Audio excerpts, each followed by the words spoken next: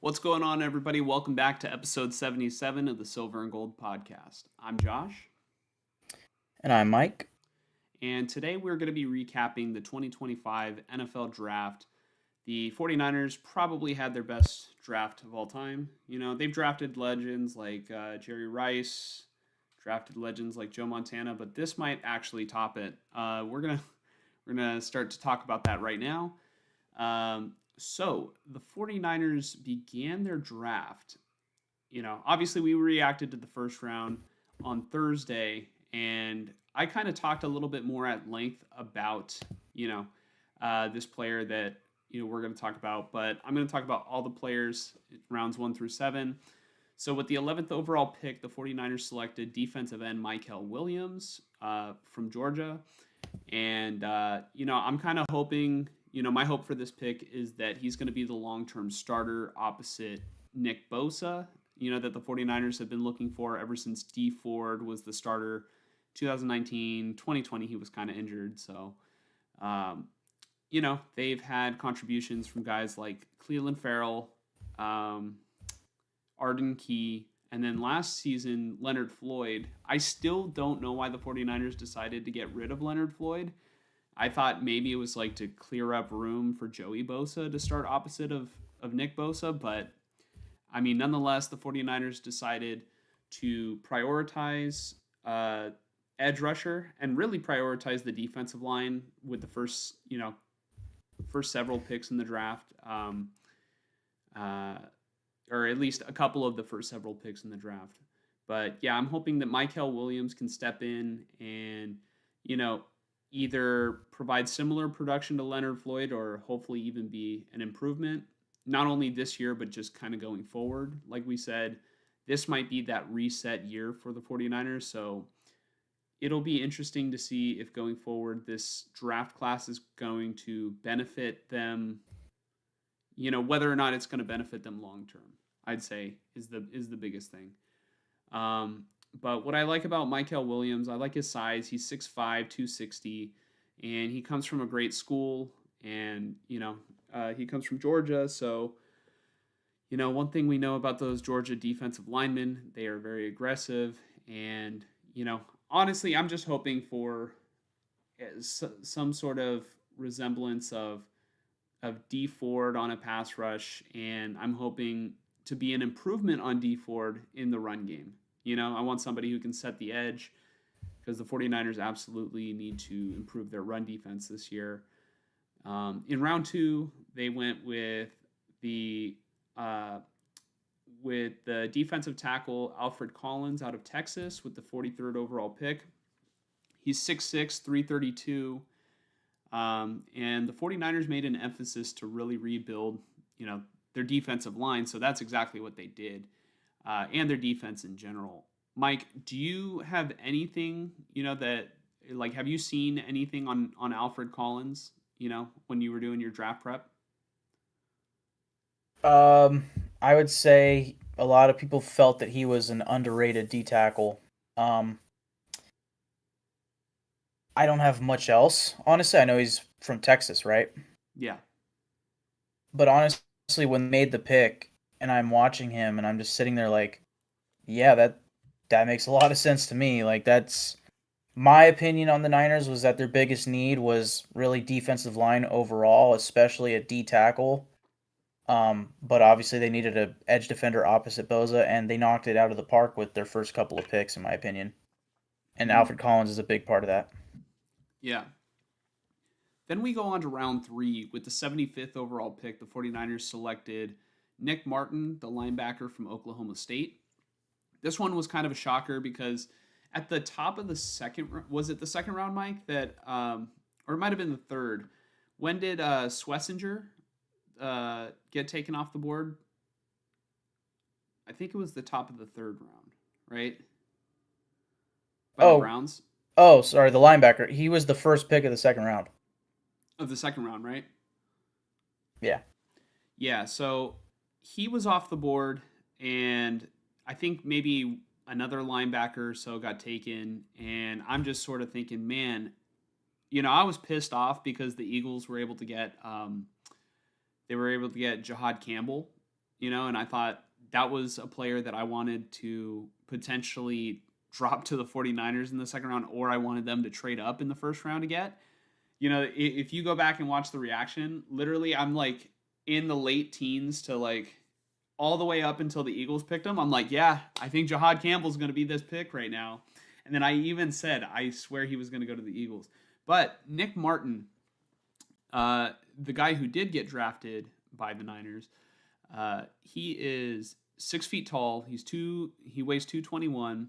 He's a little bit undersized, and I don't think that he was very high on a lot of people's draft boards. Like, the kind of consensus is that he's a little bit of a reach, but I think that he kind of fits the mold of Dre Greenlaw, uh, as sort of an undersized, kind of quick, physical linebacker. And I'd say that if he can kind of resemble a little bit of Dre Greenlaw, that's most likely going to be the player that he steps in for on defense anyway. So I'm kind of okay with the fact that the 49ers didn't bring back Greenlaw because I've been on this boat literally since it was time to negotiate his contract that, I'm not too confident that he's going to be able to remain healthy. And then I think a report just came out the other day that, what, did he tear his quad, Mike?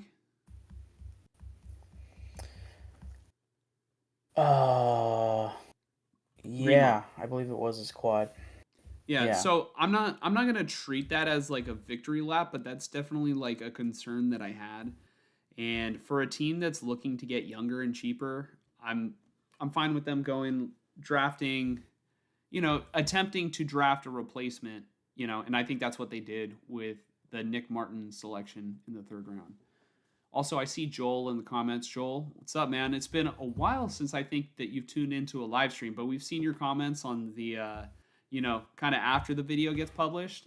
We're happy that you're here to tune in. We'll talk about Raiders after we're finished talking about the Niners. I hope that you're still liking the new layout for the pod, because I want to say last time you were here live, we didn't have all this. So welcome to the new silver and gold. In the third round, with the 100th overall pick, the 49ers selected cornerback Upton Stout from Western Kentucky. And he's a 5'9", 181-pound cornerback. And as we mentioned earlier, kind of like leading up to the draft, Diamador Lenore gave the 49ers, a lot of flexibility when scouting corners because of his, he has the ability to play, nickel, or he has the ability to play outside. And I think that allowed the 49ers to not be forced to look into one specific mold, at the position. And it seems as though the 49ers have Stout at nickel in mind because, one, he's kind of a smaller corner, but not only that, when the 49ers were making the selection, Jed York even, tweeted something, I guess hinting that he was going to be the nickel. And, I think that they have him there in mind, but if he plays better outside, I can see where Diamador Lenore just plays inside. But I like that he can be flexible at both spots. Stout told the Draft Network, he says, I don't feel like I have a better opportunity at this position or that position. My best opportunity is whatever it takes to get me on the field. I can play nickel, I can play wide corner or safety as well. I'll find a way to dominate if you just put me on the field. So what's nice too about this pick is if he can actually step in and play safety, the 49ers might actually need some safety help because they lost Talanoa Hufanga in free agency. And not only that, Malik Mustafa, literally the day after the draft ended, a report came out that he re-injured his ACL like last game of the season, and we're just now hearing about it. It initially sounded worse than I guess that it is, but it's still unclear when he's going to return. Mike, what did you think about that? Because you also sent me that on Twitter. Yeah, it's just weird timing. Um, it's very odd that it was never revealed week 18. You Yeah. know, that just seems odd to me. But I mean, I didn't have too many strong feelings on it or anything. I mean, I know it is interesting that it's the Niners again, kind of not maybe properly reporting an injury. I'm not sure what the code really is there, but you know, it's interesting that it happened to them again. Hmm. Yeah, no. I definitely agree that the 49ers are the best team when it comes to reporting injuries. Um, obviously sarcasm. But Mm. yeah, I don't know. Like I guess it's kind of excusable since it's a week. It was after week 18, and it's like you don't really think that it's going to be that big of an impact for a team that didn't make the playoffs. But the fact that it's like lingering into 2025, I think is it's like why are we just hearing about this now? I think that they kept it secret so that they could have an advantage to draft a safety in the draft. You know, so they might be downplaying the severity of the injury. I don't know, but I don't think that I don't think that the 49ers have not done that in the past.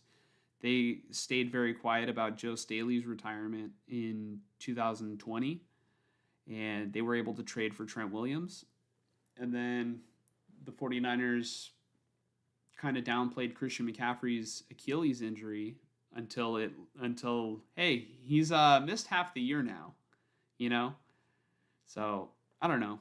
That's just something that's interesting. But going back to the draft, in round 4, the 49ers with the 113th overall pick selected CJ West, defensive tackle from Indiana. He's 6'1", 316 pounds. And, again, the 49ers prioritized their defense early on in the draft. And, one thing that I really like about this player is, he had this quote, when he was being interviewed by the media on Zoom. And, you know, his quote was something along the lines of his bread and butter is being in the one technique because he abuses centers and punches them in the face. I like that. I want aggressive defensive tackles. Like in the past, we had, I guess I'll provide an example. Like Solomon Thomas. I thought Solomon Thomas had the physical traits to be a good player. I just don't think that he was mean enough. You know, he wasn't like Mm. aggressive enough to really put his physical gifts, you know, in to his full potential, I'd say. And, you know, if CJ West is going to be a more physical player, hell yeah. Give me that.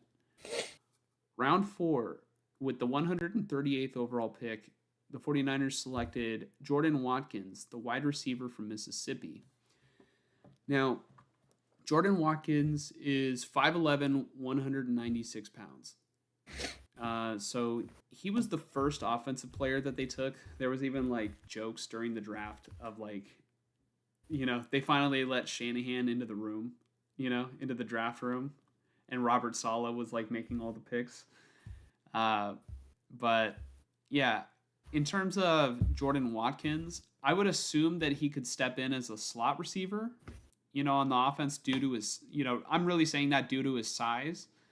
Uh, but I wouldn't feel confident in thinking that he's going to see the field much as a rookie because we saw like, last season with Jacob Cowing. Jacob Cowing showed some promise too, but I think Cowing is even a bit smaller than Jordan Watkins is, but uh, yeah, I don't know. I just kind of get the feeling that not necessarily a wasted pick, but I mean the 49ers have done they've just drafted so many skill position players in the 4th round or in the 3rd round that like never pan out. It just gives me a weird feeling. I would have liked to see like an offensive lineman maybe at this point, but you know, 49ers don't necessarily prioritize that like we would want them to.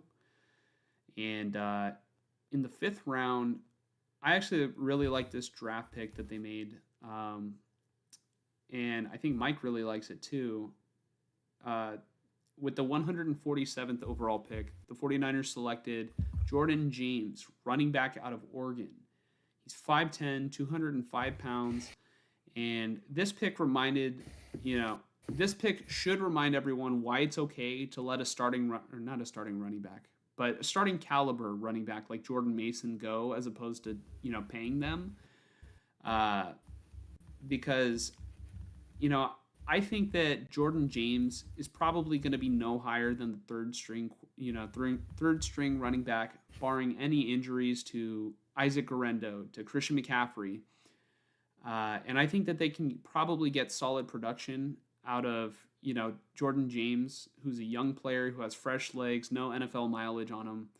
And essentially, the 49ers are kind of resetting having another running back on a rookie contract. Like, I'm all for it. Mike, what did you like about Jordan James before the draft? Because he was one of the guys that you were eyeballing for the Raiders. He was one of my guys in this draft.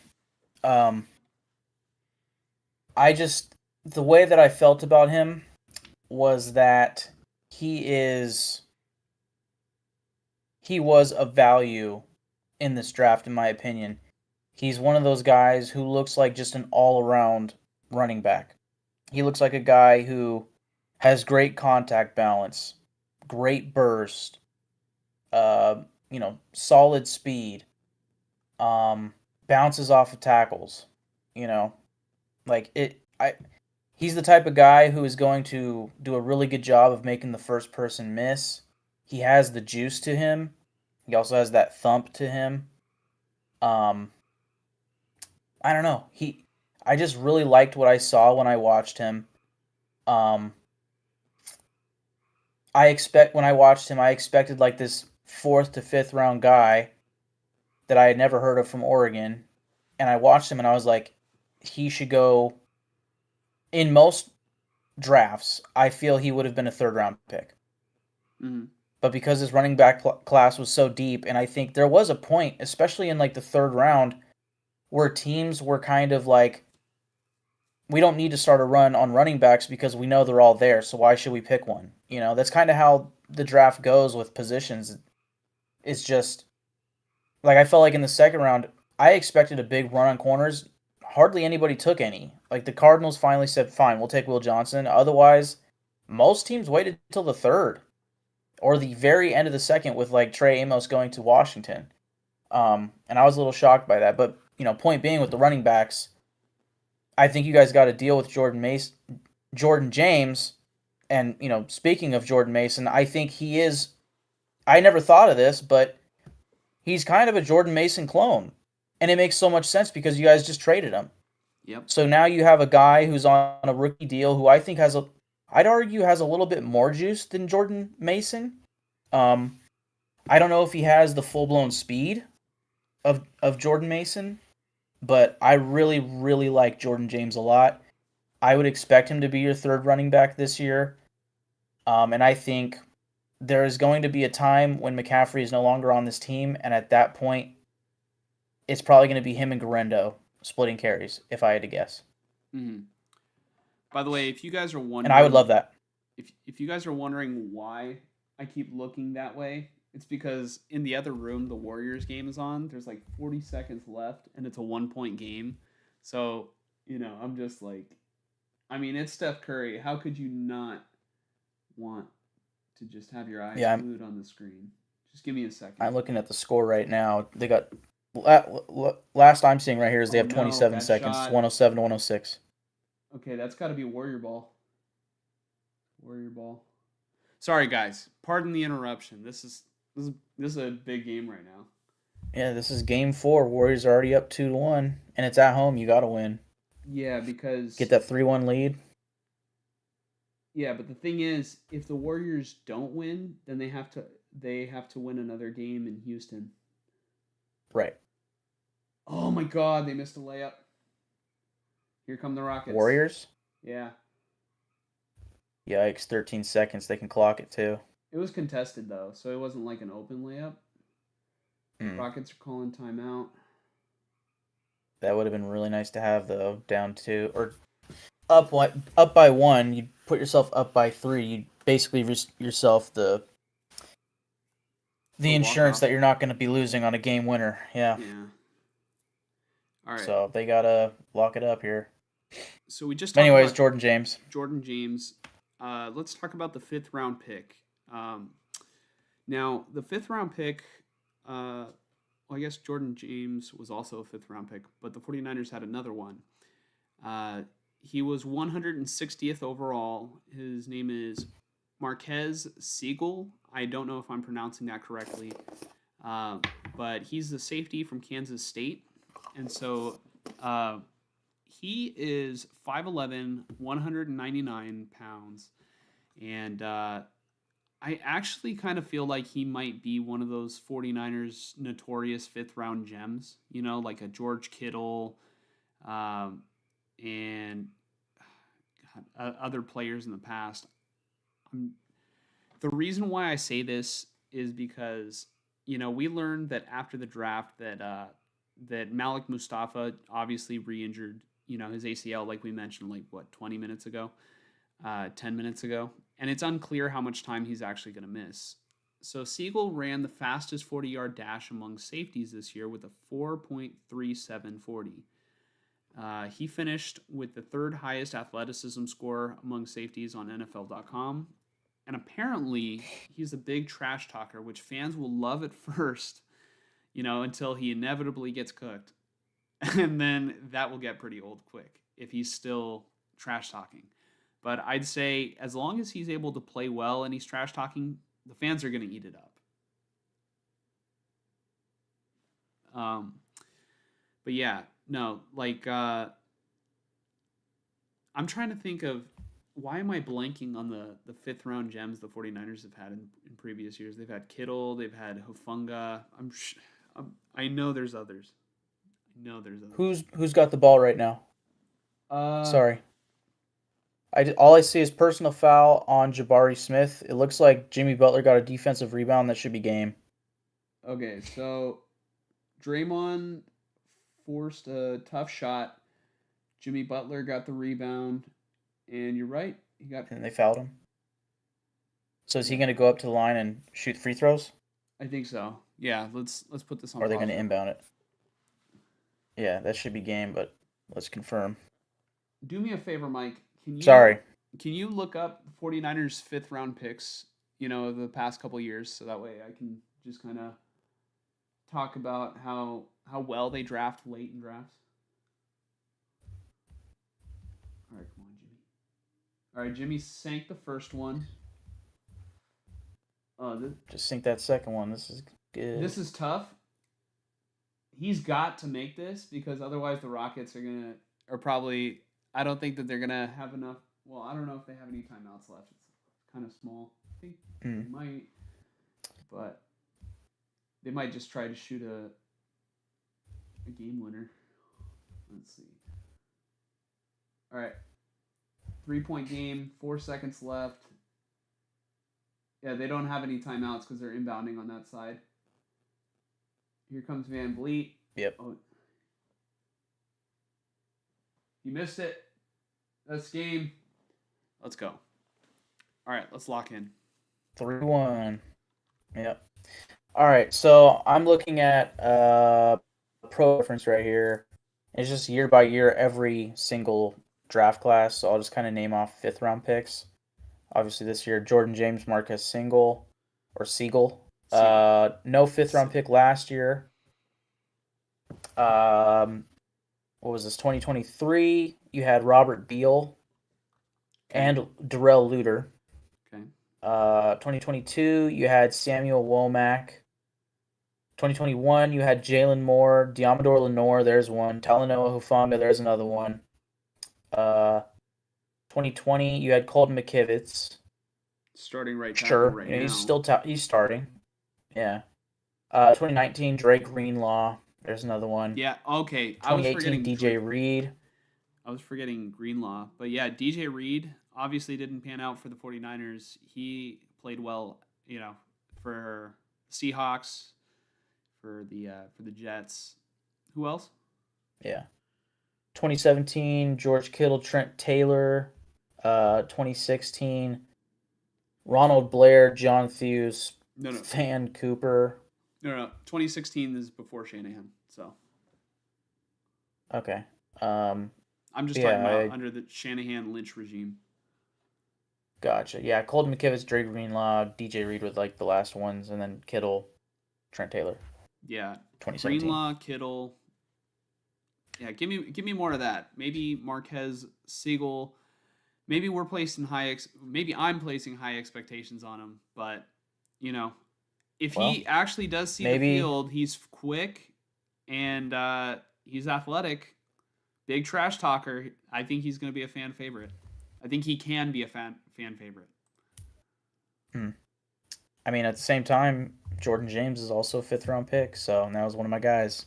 Not saying I'm definitely going to be right, but he's also an option. Here's the difference to me between them.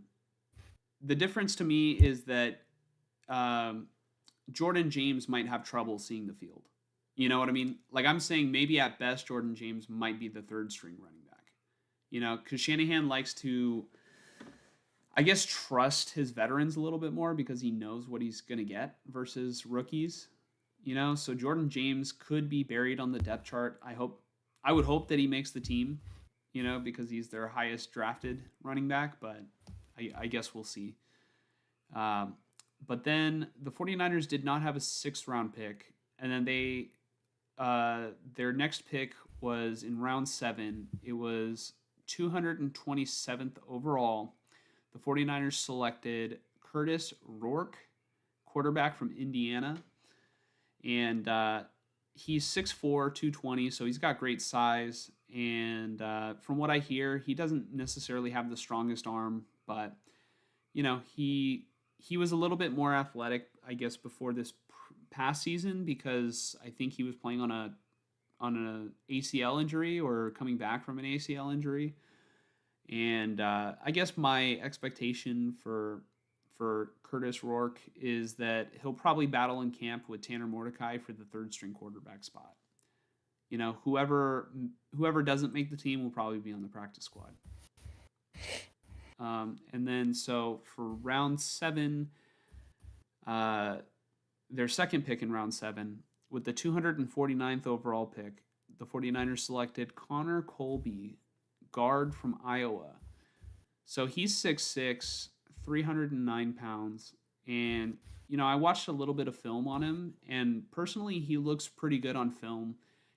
He was playing right guard. He's got a pretty quick get off. And I'd say he's highly aware of where exactly, the run is going to be, which obviously most linemen are. But I can tell in the way that he blocks because I feel like he blocks a little bit similarly to the way that I blocked in high school of like keeping in mind what gap the run is going to go to and then utilizing the defender's leverage against them to get them out of the hole so the running back can go. Like I'd say most linemen are typically taught to, block players all the way down the field. You want to work to the second level, but I'd say when you're compensating for a little bit of a lack of strength, sometimes, the defenders will kind of shoot a gap, or if you're compensating for a lack of quickness, you just use the leverage that I mean, if they're going to the wrong gap, you just fucking push them out of the way and open up the hole even bigger. So I saw that and it reminded me a little bit of myself when I played, offensive line in high school. And, I guess another thing about Connor Colby is that he's highly durable. George Kittle's going to love him because he's from Iowa, and I wouldn't be shocked, in terms of his career scenarios, or I guess like this. I wouldn't be shocked if it came down to one of 3 options. I could see a scenario where they move Dominic Pooney to left guard, Colby slides to right guard, or maybe they keep Pooney at right guard and Colby, becomes the new left guard. So I guess 4 scenarios. So those are 2.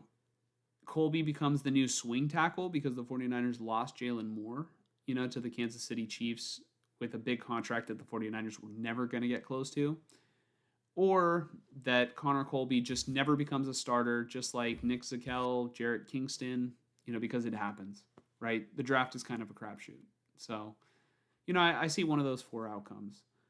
And then with the final pick that the 49ers had in this draft at 252 overall, 49ers selected Junior Bergen, or Bergen, I think it's Bergen, but wide receiver from Montana. And he's 5'10", 184 pounds. I'm thinking that they kind of selected him with the idea in mind that he could possibly be the punt returner. He has 8 punt return touchdowns in his career, tying an FCS record. And he's got 1,136 yards on 68 returns. And he was named first team All-American as a senior. I want to give a shout out to Slam and Sammy Joe, who's tuning back into the chat. 3rd episode in a row. He's killing it. I'm going to go over the undrafted free agents and then players that the 49ers, I guess, have reportedly invited to their, upcoming team rookie camp. So I'm just going to name off names. I'm not going to go as in depth as the draft picks, but, we've got Isaiah Neyor, Neyor, wide receiver from Nebraska. They've got Drew Moss, offensive lineman from Colorado State. Jacob Robinson, cornerback from BYU. Sebastian Valdez, defensive lineman from Washington State. From Washington, University of Washington. Stone Blanton, Mississippi State. He's a linebacker. And then Corey Kiner, running back from Cincinnati. Mike, you sent me something on Twitter about Corey Kiner, about how it was a nice pickup for the Niners. Care to elaborate? Yeah, I just think he was one of the underrated guys, in my opinion. I may not have put him on my underrated list, but he was definitely down the list. I when I watched him, I really liked his, he's a one-cut guy, and he's very decisive. He didn't have complete kill you speed, but he had, I think, good enough speed, very good burst. He'd make that cut, burst, and get some chunk yardage. Tough runner. Again, contact balance. I think he has good vision. Just an underrated guy. The only thing I'm a little let down on with the Raiders draft, genuinely the only thing, is that we didn't get a second running back, even in undrafted free agency. We have not picked up another running back. And I think that there were quite a few sleepers available, and one of the top names, as far as the undrafted guys go, one of the top names was Corey Kiner. So, yeah, I mean, we'll discuss, I guess, the Raiders running backs when we get to the Raiders. But, the following players have been reported as receiving invitations to the team's upcoming rookie minicamp. Now, I got these names from, I think, 49erwebzone.com, so, shout out to 49er Webzone. But, we have tight end Bentley Hanshaw from Liberty, linebacker Tristan Sinclair from Stanford, defensive back Jack Howell from Colorado State, defensive end / linebacker Ty French from West Virginia. And then this last one, I think, was reported by David Lombardi, that the 49ers are also inviting kicker Kenny Almendarez from Louisville. So, Jake Moody, this is your official notice. You're on the clock, bud. Start making them kicks. Now, when we discuss the players that, the 49ers selected in this draft, or maybe some of the undrafted free agents, I know you mentioned one or two were your guys, but were there any more that were under the my guys list? Should I pull it up?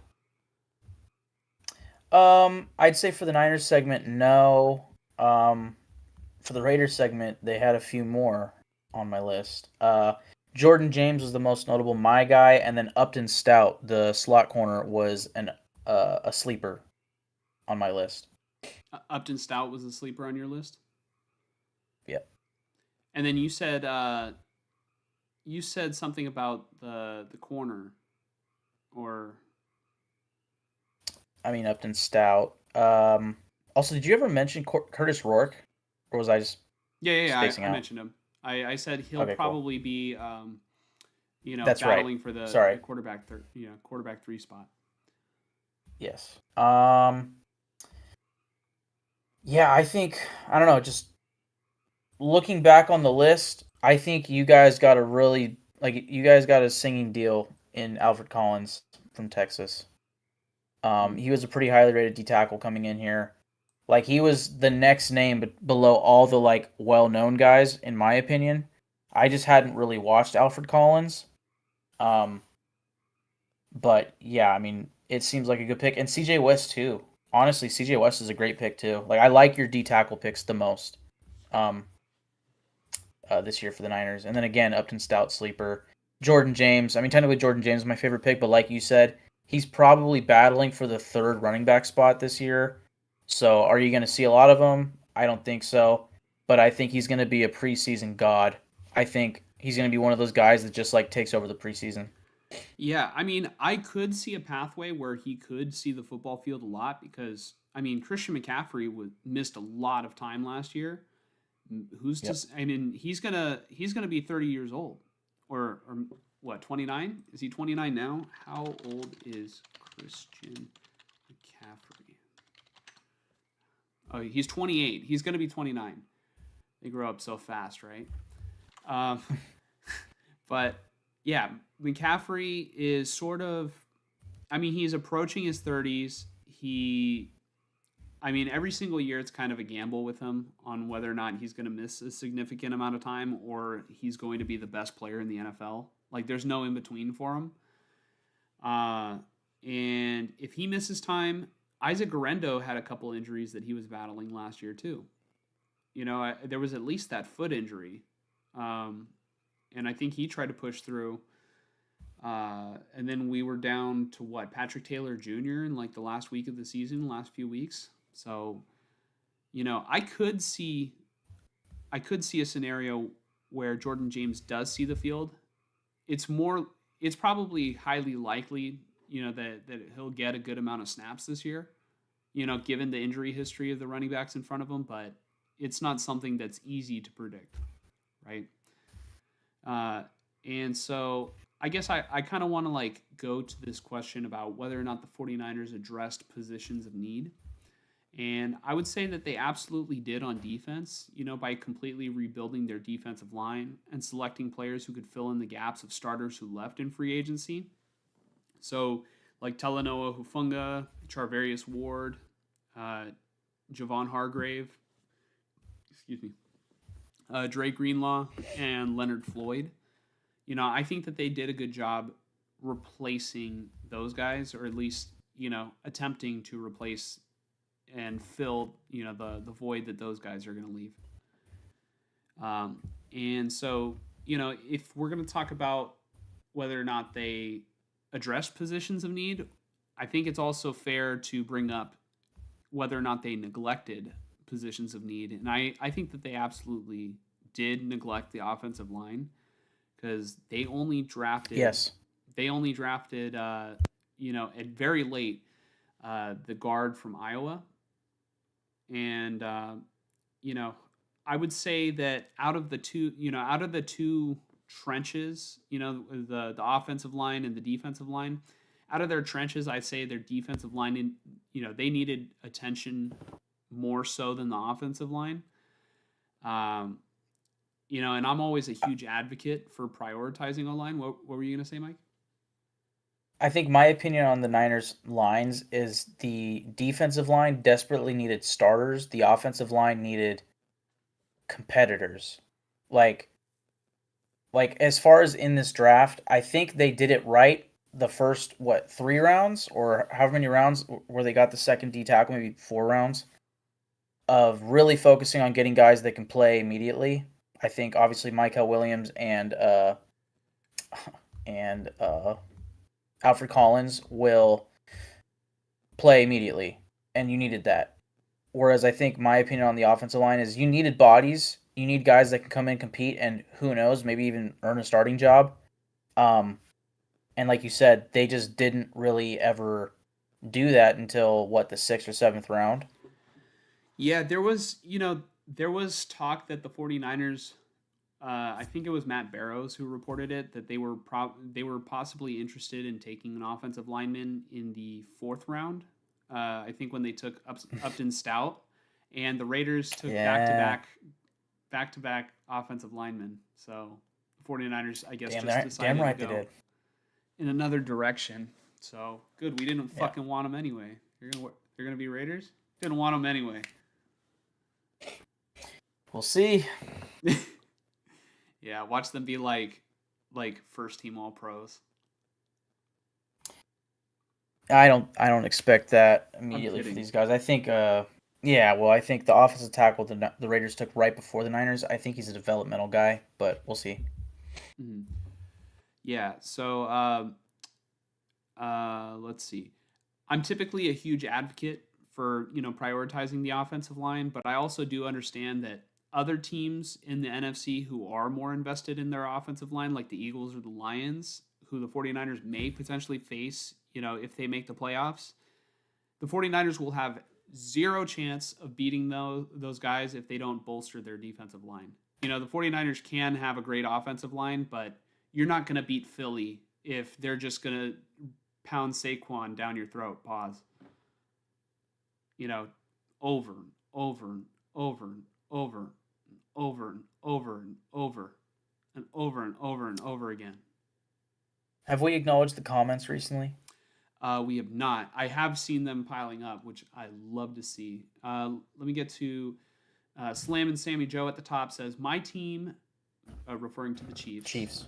and the Raiders, both having top 5 drafts. Raiders worried me taking GNT, but they really made up for it. O line can definitely be solid next year if the picks turn out well. Yeah, I'd say so. Yeah, we'll get there on the Raiders for sure. Yeah, Slam and Sammy Joe says Pretty Nick soon. Chubb is still available. How old is Chubb? Because I was just talking about McCaffrey being kind of old and having the injury history. I think Chubb might He's feel 29. older than he actually is. He's 29, but he feels older because of the nasty injuries he suffered. My God. Yeah. Yeah, like Uh, unfortunately having a Raheem Mostert might actually be better, but I mean I saw a video of him today and I'm like I would sign him in a heartbeat for sure. At the bare minimum, like it's a good veteran presence to have, and I think he can give you maybe 5 to 10 carries a game at mhm. least. Slam and Sammy Joe says, oh, no, no, hold on. So, Yeah, well, one 49ers second. media. Yeah, 49er Media says, hey, Josh and Mike, good to see you in my live last week, Josh. Yeah, of course, man. It was a great show. If you guys haven't subscribed already, subscribe to 49er Media. And if you're into wrestling, Slam and Sammy Joe, I guess, does a wrestling stream too. So, subscribe to his channel. If you guys want to link it, go for it. Um, Slam and Sammy Joe says 49ers need or had a lot of needs, expected them to go best player available more. And 49er Media kind of responds to that, saying 49ers board is always different, from the consensus.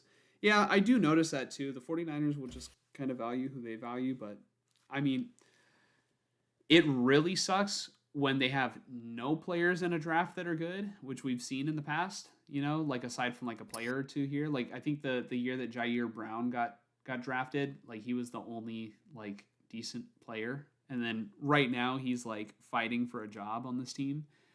Uh, but the 49ers last year's draft was looking really good. Uh, in a couple of years in the past, about you know we were talking about how well they draft late in drafts. In the 5th round especially. George Kittle, Dre Greenlaw, Talanoa Hufunga, right? Those guys. Slam and Sammy Joe says 49ers need to put more effort into wide receiver next year. I agree. Um, I think that they just need to figure out what they have in Brandon Ayuk once he comes back from his injury.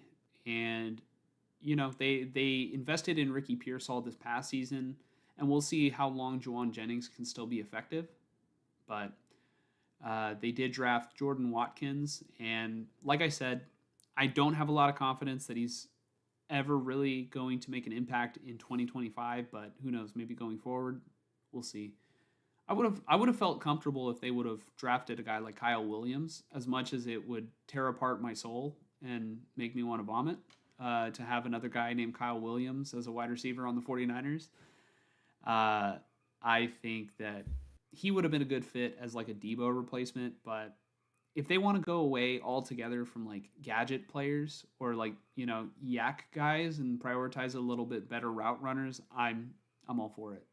You know, uh, I feel like Debo was a necessity with a quarterback like Jimmy Garoppolo, and with a guy like Brock Purdy, I don't think you know, you don't need Debo, and especially as soon as they got Christian McCaffrey, they forgot about Debo. Joel says Alfred Collins is fire, and Jordan James are my favorite picks for the 49ers. Yeah, man. I personally, I think I like Jordan James as well. Uh, Alfred Collins is really good, and I really like the other defensive tackle and the edge rusher. I'm very intrigued about the linebacker and how he's going to turn out. Nick Martin. So I'm hoping that he can bring high energy the same way that Dre Greenlaw did. Let's see. Charles Grant was the one. Yeah, Mike, what position did Charles Grant play? Was he the defensive tackle, or or am I thinking of Kenneth Grant? You're thinking of Kenneth Grant. Charles Grant was the offensive tackle from William and Mary. That was picked one pick before Upton Stout.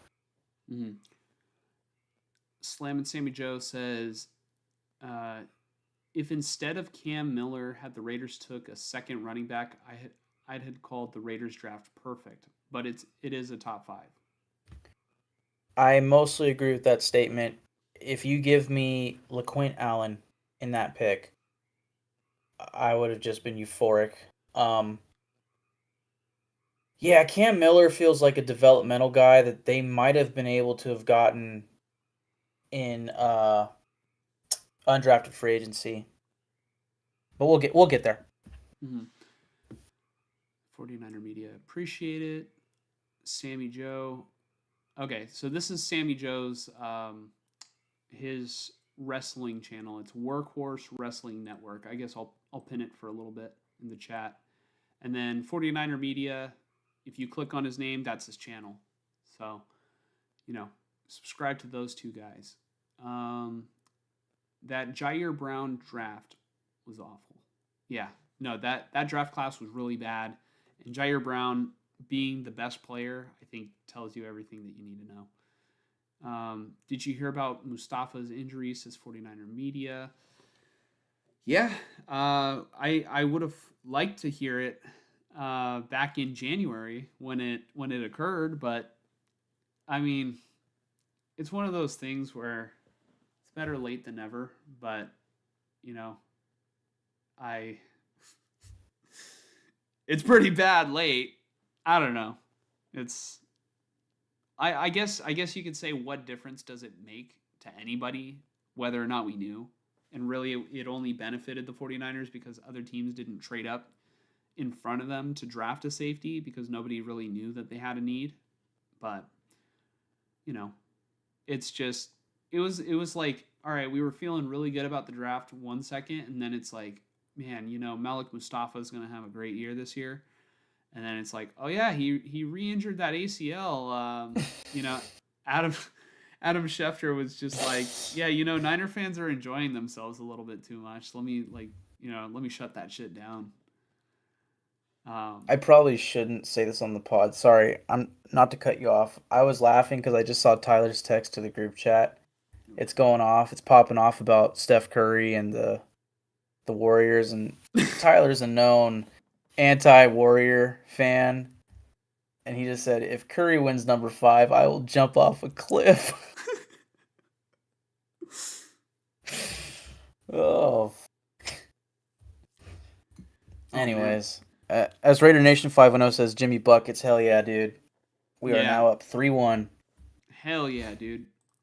Honestly, I feel all right. OKC might be the unbeatable team in the West. Not to like completely jump ship from football, but just one quick basketball thing. OKC might be the like one unbeatable team in the West, but you know, I can't bet against Steph Curry in the playoffs, dude. Curry is so competitive. Like Right. honestly, watching Curry through like these playoffs and the Olympics, I'm starting like no joke.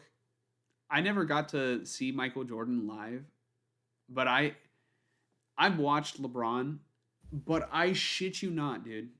This is gonna be like maybe the hottest take that I've ever had because some people are just gonna scoff at me saying this. Stephen Curry might be the like most stone cold killer basketball player that I've seen. He's developed such a like great clutch gene in like his late 30s or like Mm-hmm. ever since the 2022 NBA finals, he has been so clutch late in games. It's crazy. You know, there were always questions about, him leading a team, which I don't understand because he led 2015. I think it's just that he didn't play well in 2015 and 16 finals, and he never had the finals MVP to like show it, show for his championships. But he got that finals MVP, and he has been a stone cold killer. He's got that. I just love Steph Curry. He's my favorite athlete of all time. Real talk. But shout out to Raider Nation 510 for tuning into the stream. Collins and West are my favorite picks, says 49er Media. Yeah, I hope that they're both, the starters on the defensive line. They don't really have much else options, but, you know, uh, they need to stop the run. Sammy Joe says offensive tackle, but Grant will likely be the guard for the Raiders, I think.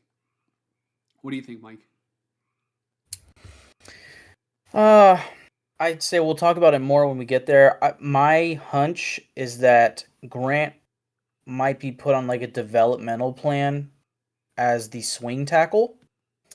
Um, and Caleb Rogers is the guy who played tackle in college, but he also played all other positions practically. He's going to be the one that definitely slides into guard. Mm. Let's see. 49er Media says, I'm with you on that one, but we know the 49ers love to hide stuff. Yeah, they they even hid fucking Trey Lance from us. They spent 3 firsts and a third, and we never found out the mystery of that. It just stayed a mystery. Sammy Joe says, I take it back to Caleb Rogers. Will likely be guard. Grant will be the right tackle. I didn't even see that comment, but yeah, we're on the same page. Yeah. Stephen Curry is the offensive GOAT. I'd still take Duncan or Hakeem Olajuwon on a dream team personally.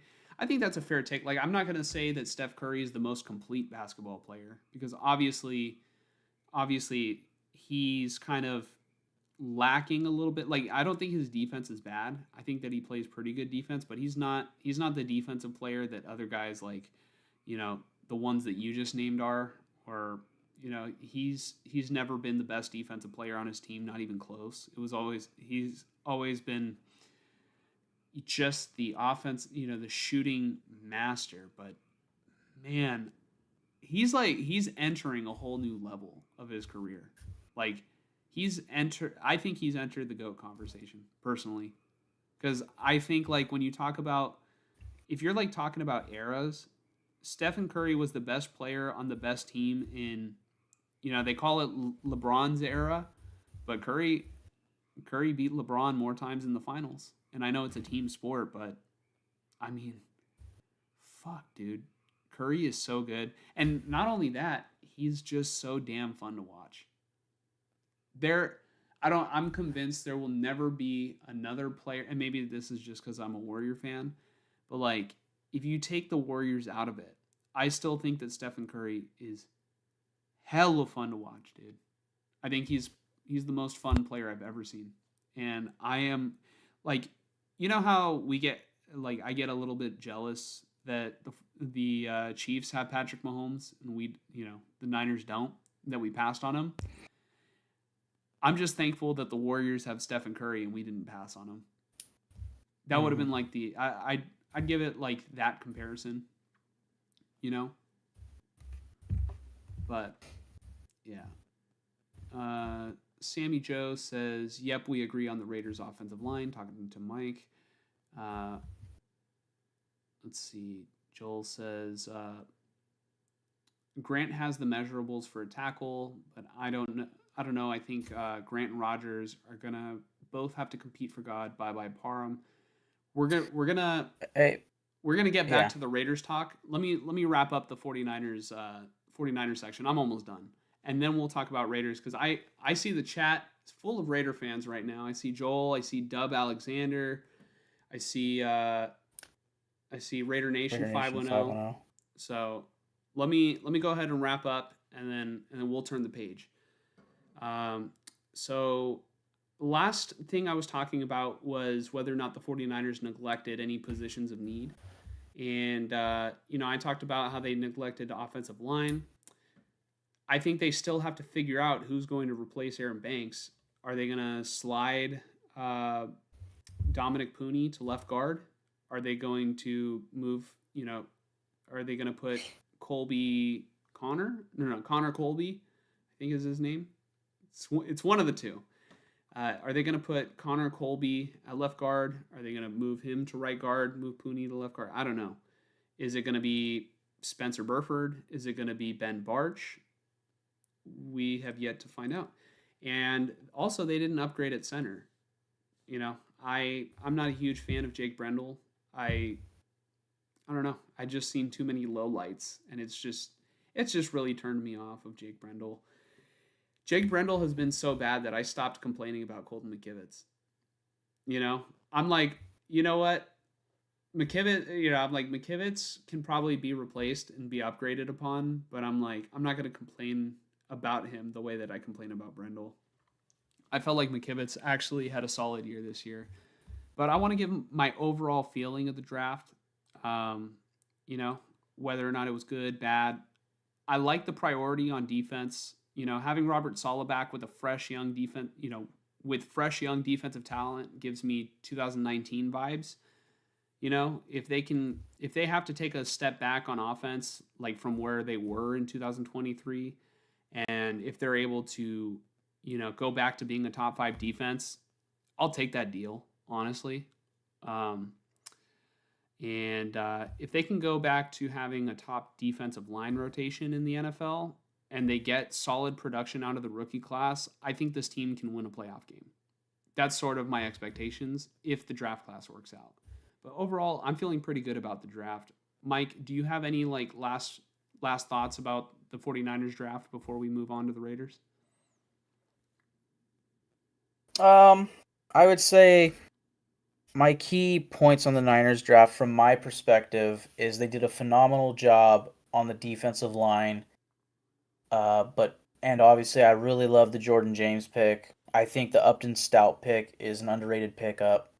And those were mostly the first like half of your draft.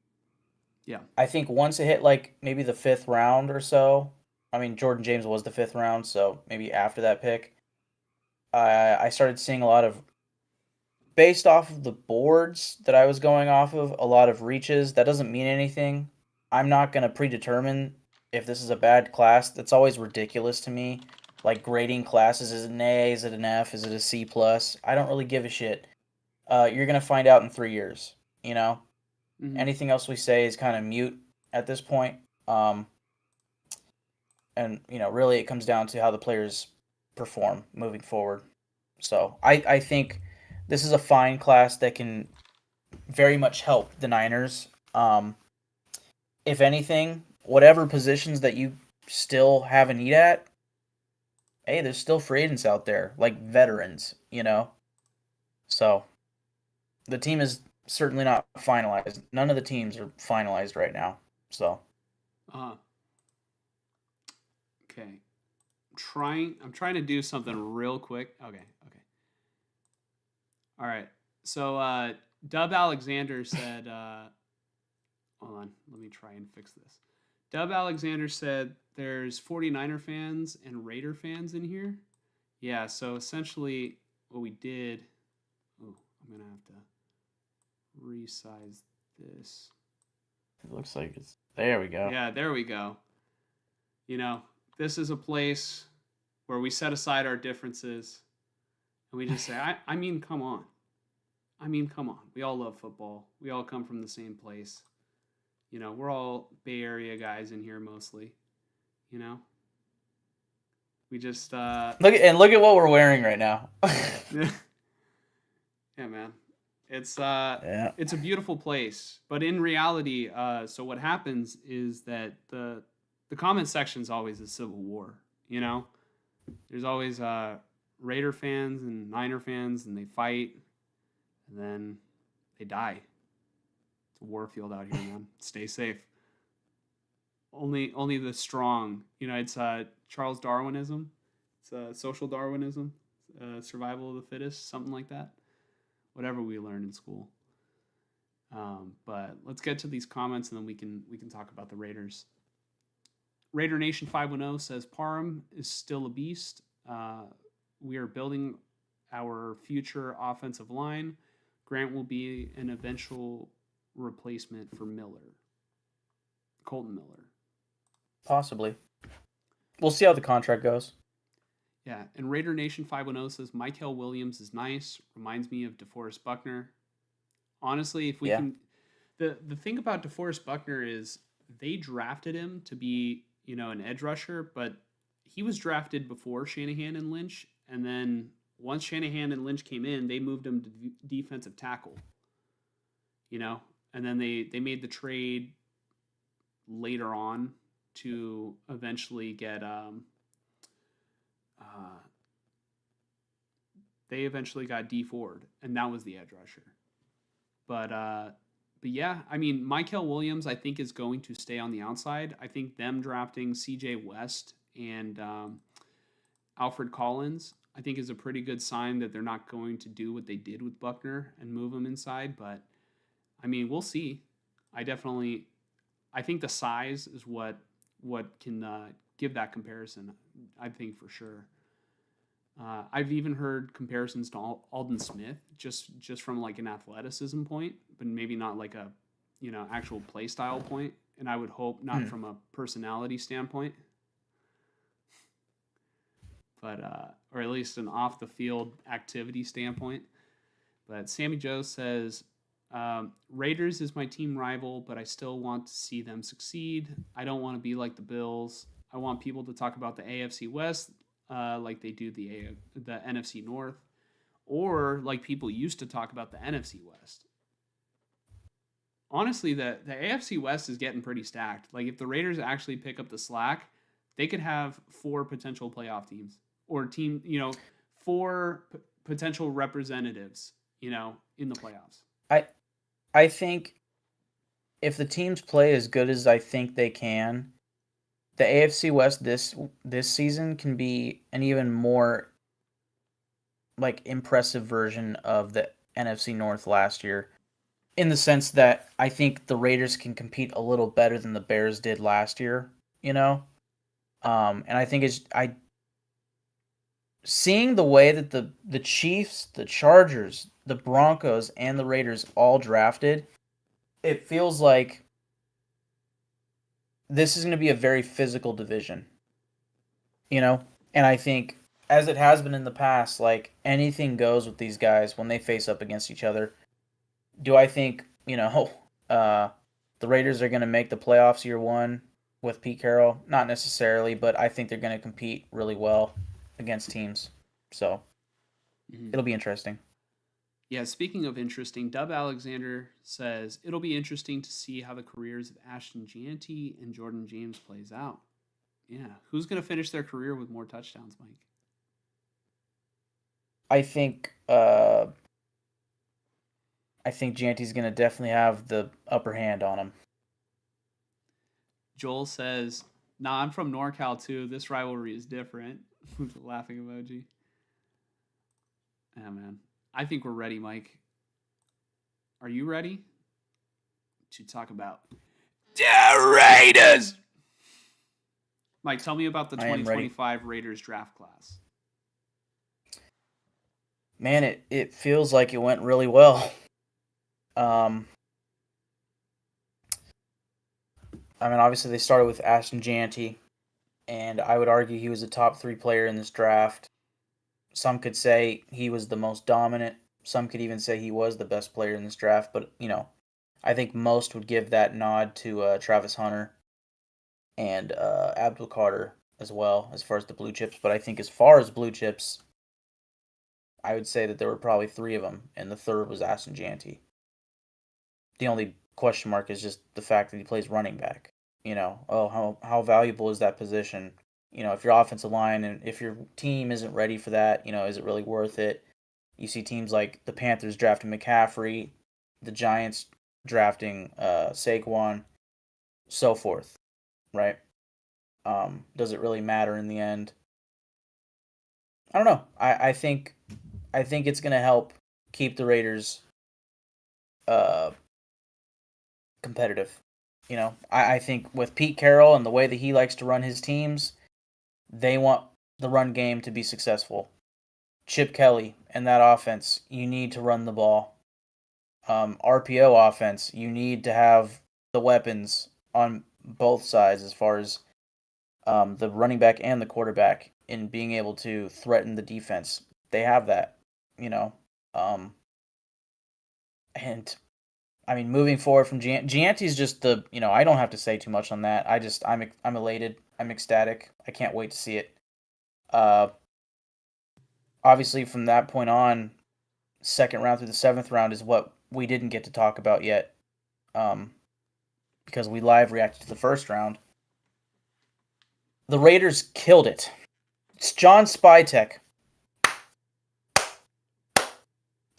A slow clap for you, sir. And not just because of the picks, because of the manner in which he fucking killed it in the second round. The second round of this draft was some of my favorite moments that I've ever had in a Raiders draft class. Okay? They're up with the 5th pick in the second round. It was like 37 overall. And I told you on the phone that morning when I was at work. And I said, I was talking a lot about the Raiders trading back last night with the 6th overall pick. And I was saying, like, if I could choose, when we were up at 6, I said, if I could choose, I would trade back with the Bears right now and get some draft capital, because, let's be honest, this team needs it. We need bodies. We need to get more opportunities at hitting on diamonds in the rough, right? Yeah. And the best way to do that is to get more second and third rounders. Dude, you were so excited while it was happening. Like, you were texting me. You're like, this motherfucker's 3 for 3. Yeah, and I'll get there. On the picks that he made, he was 3 for 3. And I'll explain that in a second. But first and foremost was the trade backs in the second round. I have never seen it from the Raiders. It wasn't just that he traded back the first one. He trades back with the Dolphins. And it's the 37th overall pick. They trade back to, like, I think it was 48. They moved back 11 spots. And there was still plenty of talent on the board, so I was like, I'm fine with this. There's plenty of corners. The cornerback run has not started. I was thinking corner, but I knew wide receiver was up there on my list as far as what we should do. Because we took the running back in the first round, I also wanted offensive line. In fact, I thought if they stayed at the second round pick, the guard from Arizona, Jonah Savaiena, however you say it, I thought that would have been a great pick. And it made sense. I should have made him a Raider fit because he was coming from Arizona, and so is our offensive line coach, Brennan Carroll, Pete Carroll's son. He was the coordinator for Arizona last year. You want to talk about a perfect fit, an offensive line coach and a guy who was on his offensive line last year? That would have made so much sense. He literally goes to the Dolphins at that pick that we traded back from. But what did the Raiders do? They gave them their second round pick as well as their fifth, and they pick up the second, 48, right? A third and a fourth. So what did they really do? They moved back in the second, they moved up from the fifth to the fourth, and they pick up a third. Right then and there, I was like, awesome. We just moved back 11 spots, and we just got our Geno Smith pick back. Thank you. We needed that. We really needed a bonus third round pick. And then what happens? The 48th pick, the Raiders are now on the clock. Oh, breaking news, we have another trade. The Raiders have traded back again, and we picked up another third round pick. I think it was just straight up second and third for our second round pick. So then it was, let's see, I believe it was pick 57. Of course, I lost it. Where was it? Oh, hold on. Pick 57. Goodness gracious. I believe it was pick 57. Why? Real Why quick, do I do this to myself? do you Yep. mind if while you figure that out, can I name the rounds in which the Raiders took their players, the picks, and their height and their weight? Like, can we introduce the Raiders draft picks, and then you talk about like how they made the moves, and so that way we know who we're talking about and when. Yeah, I mean that's really I'm done talking about trades because I think that was their last trade. Really, it was just the fact that all I was getting at there is just John Spytek picked up 2 bonus third round picks by moving back twice in the second round. And what I told you on the phone was this is the highest capital they have left. Trade back and get something, and they did it twice, and I was astounded. I was like, this is what they need. More third round picks where you can still pick up guys at the peak value in this draft. When I say value, I don't mean like the third round picks are going to be the best in this class, but just you're going to find you have more chances at finding those guys in the third round, in my opinion, in this class than or as at value, rather than say the fifth. Anyways, Yeah, so in round one, obviously, if you tuned in last week, well, on Thursday, you were here with us. The Raiders selected with their number 6 overall pick, Ashton Gianti, running back from Boise State. He's 5'8", he's 211 pounds, and he is a bruiser. Tell us about Ashton Gianti. Sum him up in a couple sentences, Mike. I mean, one thing he said he likes that he heard somebody call him a rolling ball of knives, something like that. But I mean, if you're looking for contact balance, burst, vision, it's as good as it gets, really. He is the definition of a 3-down bell cow back. If you're looking for a running back in a draft, you can't ask for much better here. In round 2, the Raiders, with their number 26 overall pick, selected Jack Betch. Is it Besh? Betch? 58 overall, 26th in the round, I'm assuming. Yeah, Jack Besh, one of my guys at wide receiver. Yeah, okay. It was number 26 in the round. 58 overall. Yeah. Sorry. Yeah.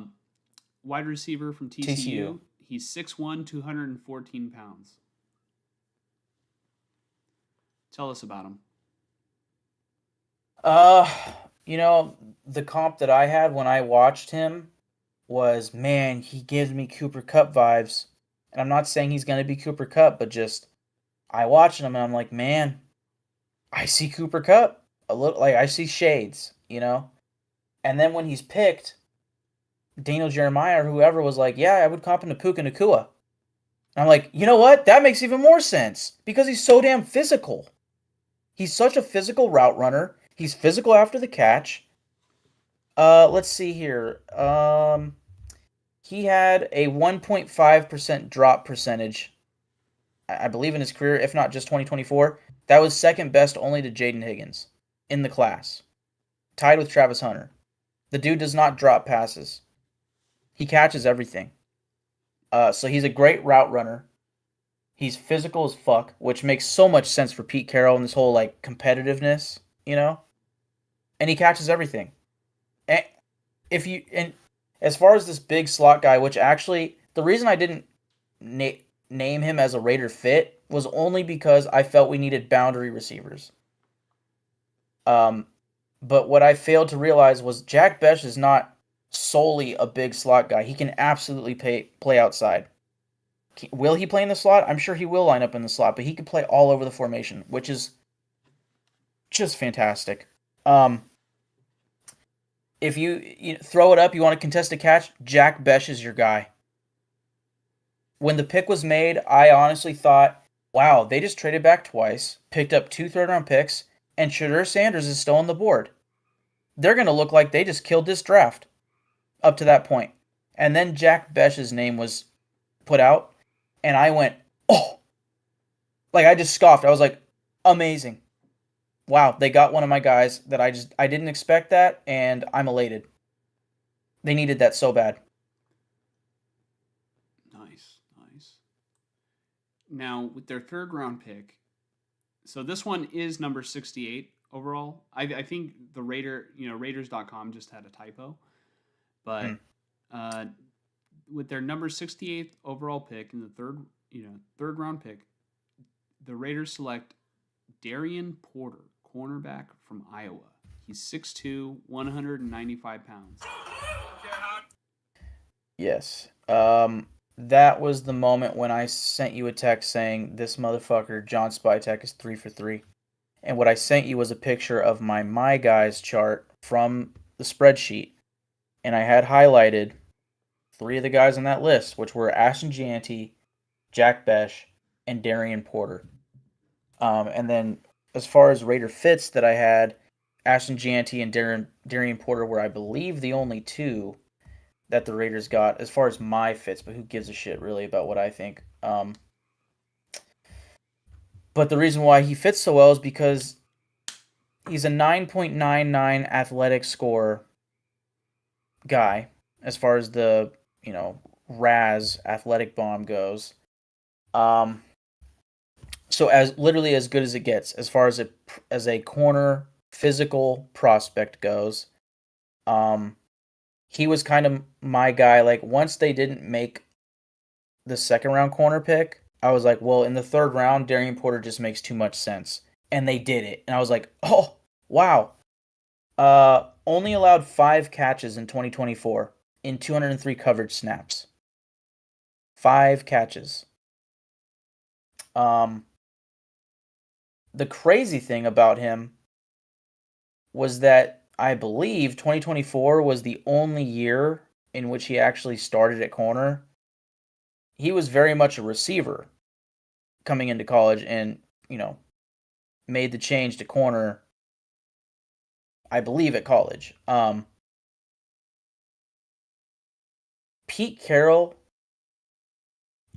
obviously properly, like without giving like this is what I expect or this is my comp, but just he kind of compared him in a way to Richard Sherman. Like, he sees similar traits. And to be quite honest, I do too. If I'm not mistaken, Sherman was an ex-receiver turned corner at Stanford. With like not too much experience at corner, but look at how he ended out, right? Yeah. Carroll's known for his long corners. And Porter was just exceptional in 2024, not only in zone coverage, but also in press. Yeah, he's also very fast too. He ran a 4.43 flat. Yeah, super fast. Again, 9.99 athletic score. Like, everything just checks out. Mm-hmm. I wonder if they I'm sure the athletic score highly values speed. Like, that will probably get you like a top athletic score. Or if you're really slow, that'll just like completely like hinder your athletic score. But the fact that he runs a 4.3, I think is, I think that's great. They seemingly, especially in a division with Xavier Worthy. Yeah, they seemingly grade it in 4 different factors. It's the size grade, explosion grade, agility grade, and speed grade. And then with that comes, their size, their hand size, arm length, stuff like that, their height, But that goes into the size grade, but still. Most of the picks that the Raiders made were like 9.0 or above athletes. But what's nice about this regime is it's not necessarily that they're just the athletes that are like, oh, we're going to coach them up, like typical Al Davis mentality. Very much successful college players who just so happen to be athletes, you know? Hmm. Really So, quickly before we move on to the following draft picks, I do want to get to these comments right here, because we can't keep them waiting too long. Sammy Joe says Raiders kept drafting guys that I thought would be good on the Chiefs. I had my eyes on those players. Um, I like to and hear that. then and then Raider Nation 510 says Las Vegas Raiders got the best schemes on both sides of the ball. Now we're loaded with tons of talent. We will hang with the best. Feel that. Sammy Joe says Titans drafting Derrick Henry, Browns drafting Nick Chubb, and the Cardinals too. Uh, Probably comparing the Gianti pick. Right, to not so winning teams having running backs. I agree. The Titans might have been the only one there that actually turned it around and became a highly seeded team, but unfortunately didn't even do anything in the playoffs. It's crazy how long Derrick Henry had to wait in order to really break out because he was behind DeMarco Murray at a certain point, I think. Yeah. Sammy Joe says, let's see, Besh, I think plays like a tall Edelman. Yeah. ESPN showcased top 10 picks, and GNT, they only showed his eyes and hat because of his height. Internet said they were wrong for doing him like that. Yeah, it was almost like a Mike Wazowski meme. It was pretty fucking funny. Mm-hmm. And Sammy Joe says next year Raiders should try and grab safety. Caleb Downs, perhaps. Safety being the weakest position now isn't a bad place to be. Yeah, I mean, I would actually say that linebacker might be our weakest position. That or nickel corner. But it's certainly debatable. Mm-hmm. So with in the third round, with the 98th overall pick, the Las Vegas Raiders selected Caleb Rogers, offensive lineman from Texas Tech. He's 6'4", 312 pounds. What can you tell me, Mike? Um, Not too much yet. I'm very excited to watch him in the preseason. This is a guy who I will definitely have my eye on as far as being in the mix to start day one. I think that he will be in play for those guard positions, with those position battles, right? I think based off of this draft and just looking at the offensive line on the roster, I think Jackson Powers Johnson has the center position on lock, unless something miraculous happens for Dylan Parham. Um, so other than Jackson Powers Johnson at center, it's really just between Jordan Meredith, Dylan Parham, Alex Kappa, I think specifically right guard for him, and Caleb Rogers at guard. And I like that. Again, with those trade backs that Spytech made in the second round, we not only got Caleb Rogers out of that, we also got the next pick, Charles Grant. Which, if you'd like to go on him right now, I can kind of tackle both at the same time because they were literally back to back picks. Yeah, so 99th overall pick, Charles Grant, tackle from William and Mary. He's 6'4", 311 pounds. Go ahead, Mike. Yeah, I look at him as probably the main pick besides the quarterbacks, which we'll get to soon. Charles Grant screams to me as a developmental guy. Like I said earlier, I see him developing into the swing tackle for this team and hopefully into a starting role on this team. I can see him eventually becoming the right tackle. If a contract can't be made out with Colt Miller, I mean, he's a left tackle out of college. Um, so anything can happen there. I just think coming from such a small school, again, William and Mary, I think is what it's called. I've never heard of it before. There were a couple schools in this draft class. I was like, I've never heard of that. Middlebury. I was like, what? Um, I think he needs the first season to develop physically and also into the pro style offense, right? Um, in a pinch, could he play a swing tackle role? A six lineman. You know, sure. But also, if you have a guy like Thayer Munford on the bench, like why not just Thayer Munford? Because his body is physically ready for it. Which is why again I expect Charles Grant to be more of a developmental 1 to 2 year type of project, and then after that point, I could see him starting. Whereas again, Caleb Rogers played tackle, played guard in college at Texas Tech. Um, he physically looks a little bit more ready for the roles, and what I like about him when I do see little bits and pieces of him, um, as far as film, he's really good on the run, which is why no, I don't suspect Pete Carroll actually in the post draft press conference said like they envision Caleb Rogers on the inside and they envision Charles Grant on the outside, and I see it because again Charles Grant has the frame, just needs to build. Caleb Rogers, he's good at on the run, which tells me he should be a pulling guard, right? He should be able to go in there and pull. Um, I like the feel of that. And again, just the main point here is these were two picks that Spytech pulled out of thin air just by moving back in the second round. They still pick a guy that I'm euphoric about in Jack Bech in the second round later in the round, right? Could they have had a better guy? Sure. But then how does our offensive line look right now? Or take the offensive line picks away. Maybe they take one less defensive tackle. Maybe both of these guys are gone. Apparently the Niners wanted Charles Grant. Do they get Caleb Rogers in the fourth round? I don't know. The draft would be completely different if we don't get those trade backs, which is why I wanted trade backs. I love it. We got two free first or third or offensive linemen that we can develop into potential starters moving forward. Yeah. That was going to be my question. Do you see any of these guys, seeing the field for extended periods of time in their rookie year? I mean, their third round picks. That's what I like that they're third round picks. It's like it's not unrealistic. Um, Caleb Rogers is definitely the guy that of these two that I would expect to see earlier. Not necessarily that he has to start.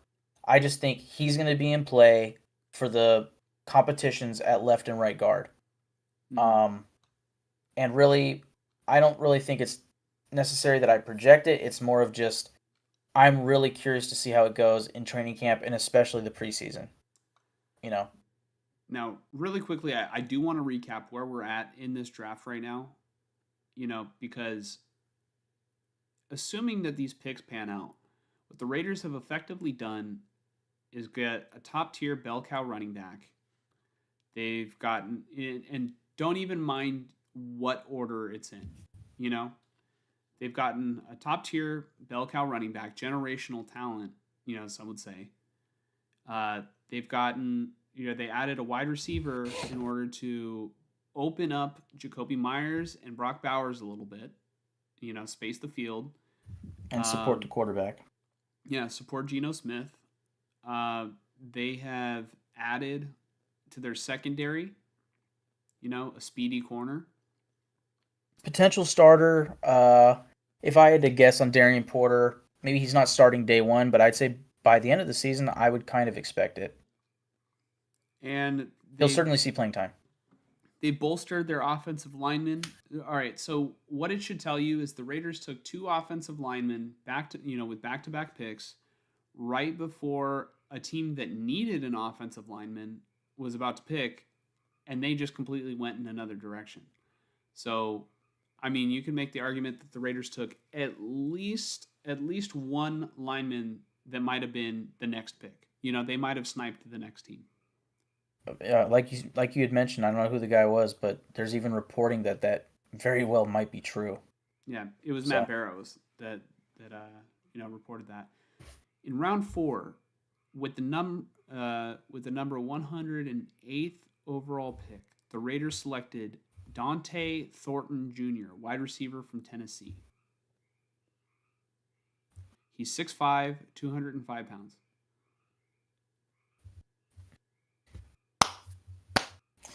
I thought you were laughing Yeah, at me man. for a second. I went, what did I do? Yeah, did I butcher that name? No, you were like smiling as like, before I got to read the height and the weight, and I went, oh, did I butcher it? Exactly. When we started talking free agency, one of the big needs that I mentioned for the Raiders was a big boundary deep threat wide receiver. And that is exactly what Dante Thornton is. Oh, let's see if I can find the tweet. I swear I sent myself a tweet about him that was like, wow, are you kidding? I hope it was a tweet. I'll find it. Oh shit, that's Kelvin Banks. That's before that. Welcome back, Henry Ruggs.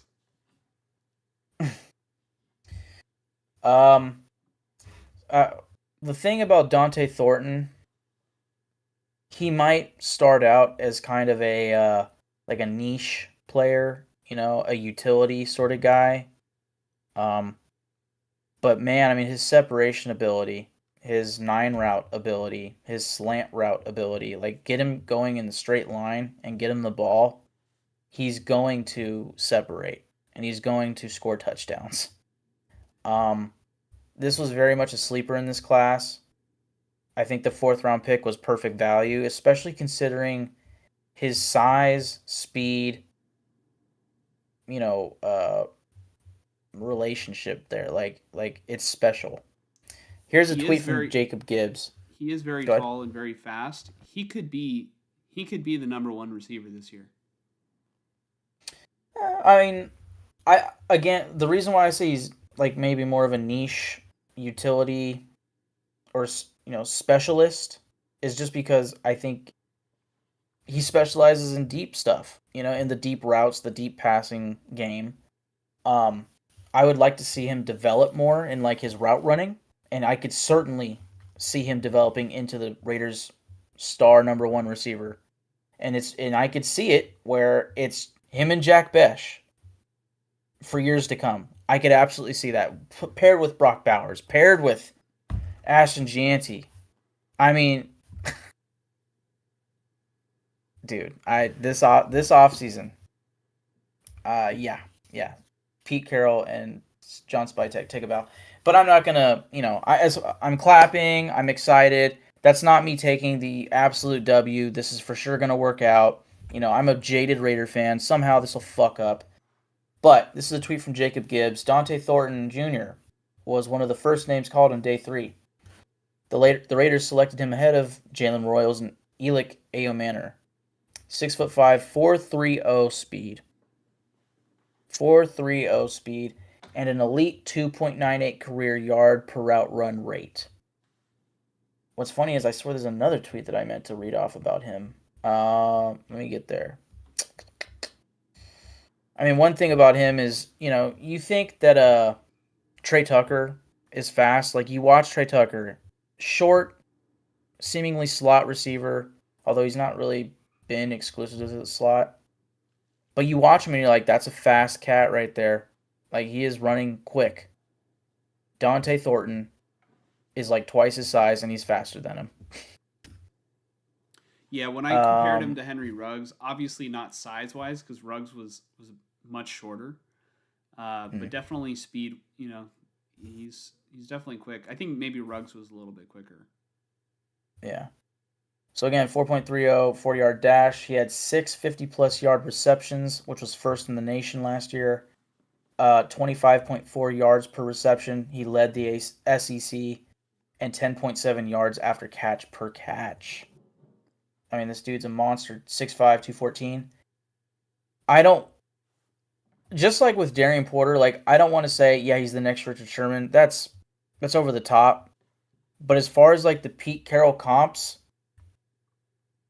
this is the DK Metcalf clone prospect.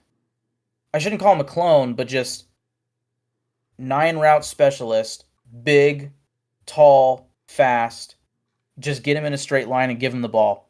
That's what Pete Carroll had in DK Metcalf. Sure-handed, you know. Hmm. I think the sky is the limit for this guy. I'm trying not to get too excited about him. Well, you can get Yeah, very excited for this next guy. With the number 135th overall pick, the Las Vegas Raiders selected Tonka Hemingway, defensive tackle from South Carolina. He was 6'2", 284 pounds. yeah. I mean, honestly, coming into day 3, after the back-to-back offensive line picks, I felt we need to add onto the defensive line now. And then of course they started with Dante Thornton. I was like, I'm not complaining. And then they came back to back with defensive tackles, and I was like, man, I'm loving this. You know. So yeah, Tonka Hemingway, a little, maybe a little light for a D tackle, wouldn't you say? Like, I mean, I guess 280. What do you say? 285. Like that's fine. Yeah, he was 280. He's 284.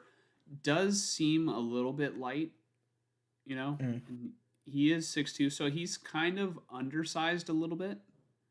mm. But I feel like you can put mass on.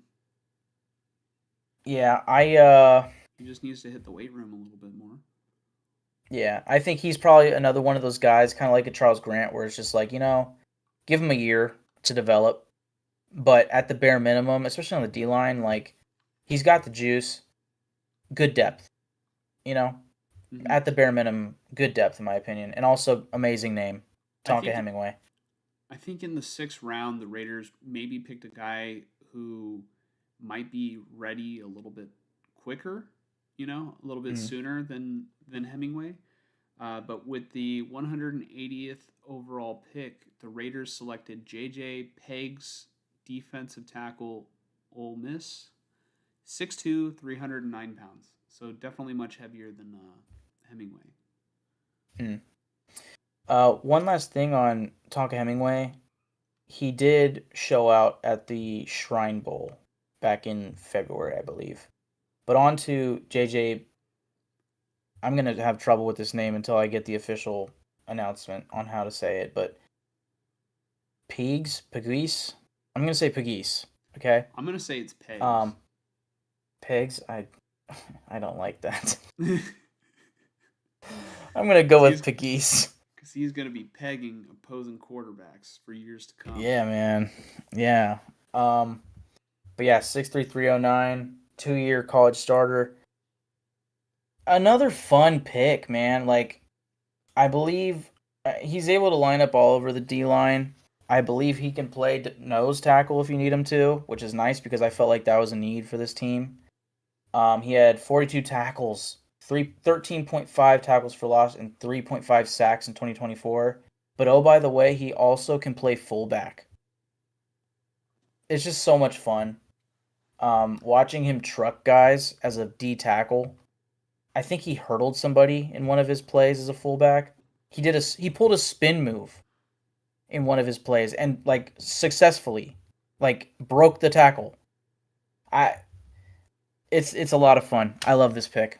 I don't know And this was a why. guy that I talked about on the pre-draft show on I think Monday last week, a week ago, saying like I watched him and he just looks like he has a lot of juice. Like he has explosiveness to him. I don't know why more defensive tackles don't play fullback. Like I think the Chargers, Chargers started doing it, with Harbaugh. I want to say the Ravens, they converted a defensive lineman into a fullback. Um, but I mean, obviously Tom Rathman back in the day, defensive lineman and fullback. Um, Mm. you know, I'm just thinking about like for the Niners, not to like steal thunder from the Raiders and the Raiders topic, but you know, Alfred Collins, their second round pick, he's 6'6", 332. You're telling me on the goal line, you're not gonna try and line him up to either block and get McCaffrey in the end zone, or even just try to fucking give the ball to him. I don't know. Yeah. I would love to Um. see. I would love to see if one day they could try and get Trent Williams the ball. mm, Imagine trying to bring down Trent Williams. If he's yeah. running Good at you luck. full speed with the ball in his hand, and you're just like a skinny ass corner, like Yeah. No, it's not happening. Just go for the feet. cue a train sound effect. Yeah. I I would just dive at the legs and hope for the best. Yeah. Um. Slayman Sammy Jones, newest comment. Late six might have been better off going safety or second running back instead, but it's so late in the draft at that point, anyways.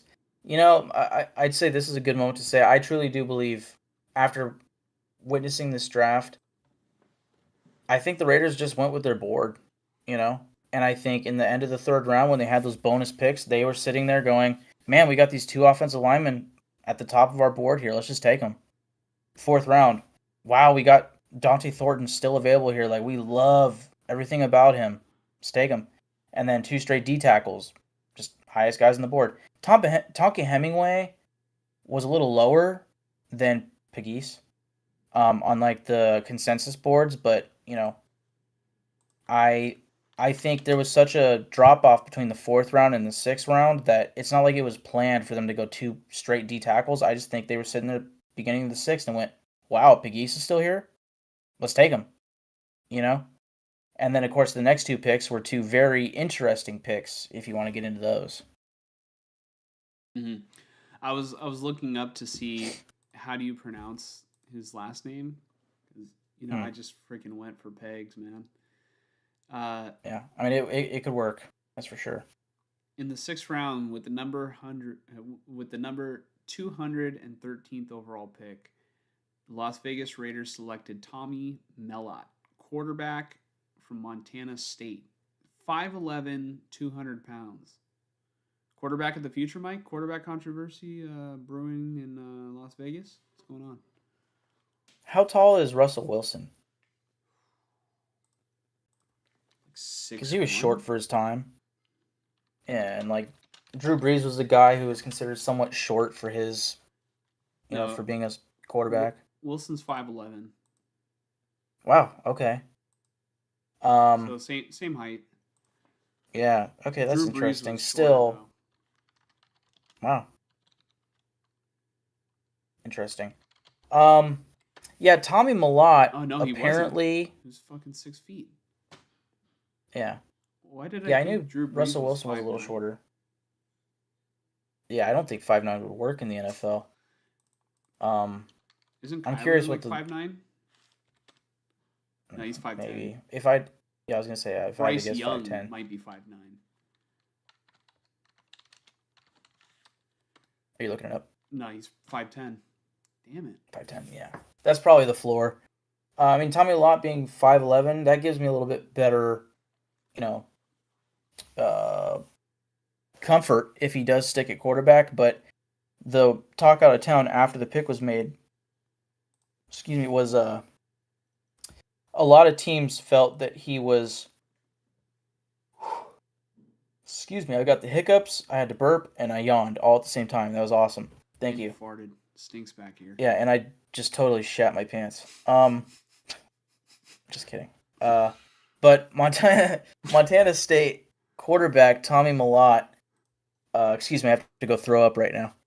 Um, he was looked at by most teams as a wide receiver. He's going to most likely be a convert to a slot wide receiver sort of role, but many think that maybe he could play a Taysom Hill sort of role, where you can have packages like a wildcat sort of thing, where he comes in and he might run, but he also might throw. He has 4.39 speed. The dude is, yeah, it's Sammy Joe right there. Taysom Hill 2.0. He has insane speed. For the FCS, Montana State, North Dakota State, those sorts of teams, he won the Walter Payton Award, which is essentially the FCS version of the Heisman. right? Just total playmaker. Um, yeah, I mean, I can't speak to how he plays as a quarterback, but I know he's fast as shit. Um, so if you want to get him to play, if they can convert him to wide receiver, if he can be a good special teams player, he has a place on the roster. Um, I've also seen some people saying like if of all the draft picks the Raiders made, maybe this is the guy that becomes a practice squad guy because you want to develop him at a position that he hasn't played in college really. I can see that, but I wonder if somebody snags him because the Raiders picked him in the 6th round and it's like, well, let's try it out, you know? So I'm certainly curious there. But yeah, I mean the preseason. I'm gonna be very curious to watch Tommy Mellott this preseason, as well as the next guy. The next guy with the 215th overall pick, the Las Vegas Raiders selected Cam Miller, quarterback, North Dakota State. Height 6'1", 210 pounds. And what we know about quarterbacks from North Dakota State is, you guys picked them with the 215th overall pick. They typically go in the 1st round, high draft pick. Oh yeah, North Dakota State quarterbacks. Clearly referring to just Carson Wentz, not anybody else. Yeah.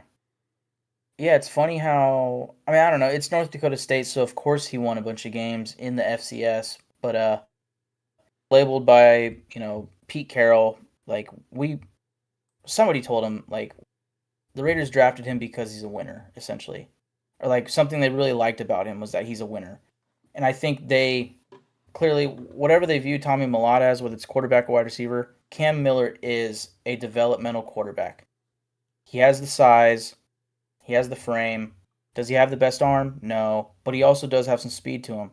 And I think when they made that pick, I immediately was kicking myself because all the hints were there. He was the most like low profile guy that they had come in for a top 30 visit, and I was like, interesting. Anytime they visit with a quarterback, it's like, interesting. And it was like, Quinn Ewers, Will Howard, Cam Ward, maybe? I'm not sure. But they definitely also met with Cam Miller, and I was like, you know what? With this Chip Kelly RPO offense, this guy makes a lot of sense because he has the mobile ability. I don't know exactly what his 40 time was. It wasn't 4.39 like Tommy Mellott, but when you watch him, he is willing to run, and I could see this being a cool, develop on the as the QB3 sort of developmental quarterback for the Raiders. Yeah, I don't know. I just in hindsight I was like, yeah, that made sense. That made a lot of sense. Yeah, and typically what I do on this show is add irrelevant information. But when I look at Cam Miller's picture versus the other Raider pictures, I'd say Cam Miller is the ugliest one, I think, by far out of all the Raider draft picks, at least according to the picture. Maybe he's Jimmy Garoppolo in real life, but this is not a good picture, man. When he has a helmet on, he looks cool. Yeah, he should wear. When he has the helmet off, when he has the helmet off, he kind of looks like a Minecraft character. He does have a blocky face, man. Yeah, that was kind of the intention there, but I don't mean anything bad there. But I like the potential as far as developing him and seeing what happens here. At worst, he's a backup quarterback. Well, I guess at worst, he's just a complete, fizzle out and nothing. But I think he'll be at worst, QB3. He's got the mobile ability. Like, it makes sense. It fits. Mm-hmm. Raider Nation 510 said, honestly preferred if we had taken Ewers over Miller, but who knows? Yeah, that, honestly, when they took Tommy Mellott, it was announced, at least on the screen, I think I had it muted, as quarterback. So I was like, I don't even know who this guy is. I feel stupid. And then later I found out, oh no, he might be a wide receiver convert. And I was like, okay. Boom, Cam Miller's picked. And I'm like, oh, yeah, Quinn Ewers was still on the board. And I thought that was a guy that might go with. And I was like, if they do this, you're picking him almost in the 7th round. Like, great job. I didn't think Quinn Ewers was going to fall this far. Does he have personality problems? Apparently, too. You know, hint, hint. Shitter Sanders. Who knows?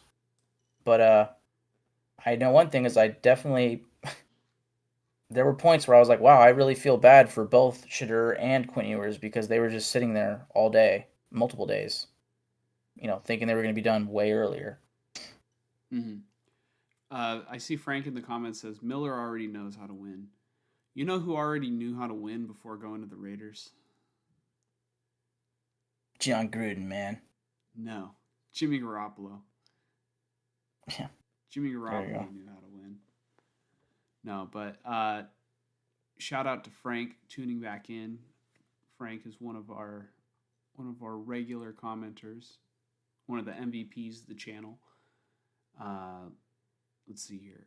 With the final pick in the Raiders 2025 NFL draft, the Raiders would select Cody Lindenberg, linebacker from Yep. Minnesota, 6'2", 236 pounds. Yeah. Back when the Raiders were getting towards their Tommy Malott pick, one of my favorite follows as far as Raiders Twitter goes, Trishan Kuhn tweeted, "I'm honestly shocked that Cody Lindenberg is still on the board here. Would be a great pick for the Raiders."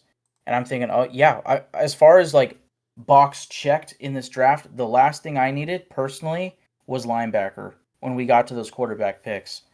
And backup quarterback too, but at that point I was like, I don't really know if we're gonna do it. Like I guess Quinn Ewers, and then they did what they did. Yeah, Cody Lindenberg could very well be a steal, as Slim and Sammy Joe is saying. Um, this is a tweet from Tashawn Reed. Raiders drafted Minnesota linebacker Cody Lindenberg with pick 222. Was a 3-year college starter, primarily lined up at Mike, but he can also play Will. And we need both. Okay. He had his best season last year with 94 tackles, 5 tackles for loss, and 7 pass deflections.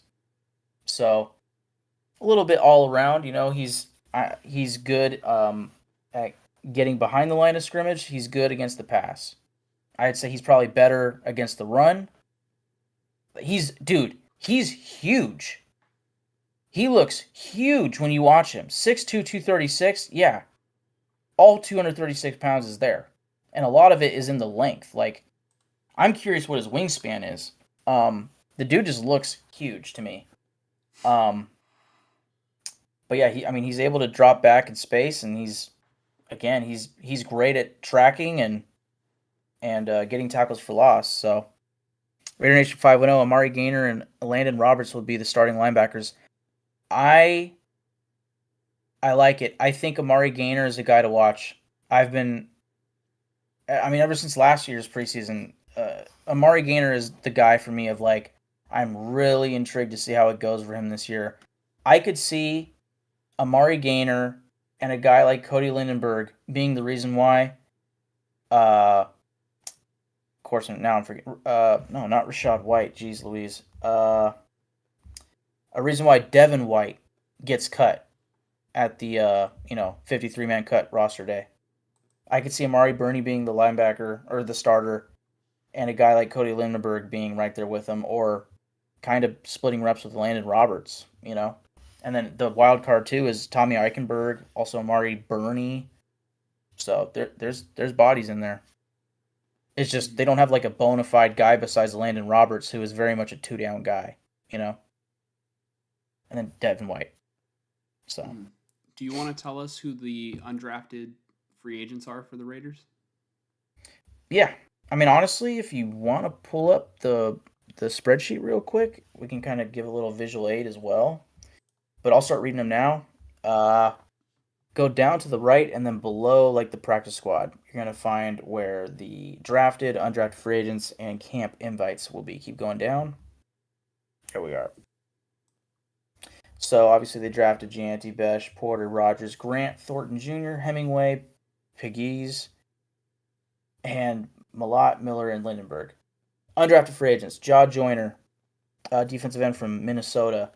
He was a guy that was actually on my board, so seeing him get picked up, I was like, cool. sounds like we got a guy who arguably could have been drafted this year. Matt Jones, inside linebacker from Baylor. I'll take all the linebackers I can get. Parker Clements from Virginia Tech at right tackle. I saw the comments for this one. A lot of Virginia Tech fans were saying, rest in peace, Raider fans. Good luck to you. So, curious what that will be like. Mello Dotson, cornerback from Kansas, sounds like a solid pickup for, as far as undrafted free agency goes. Jared Huford, offensive center from Iowa State. I say Huford like that because. I hope he makes the team and Beth Mowens has to go.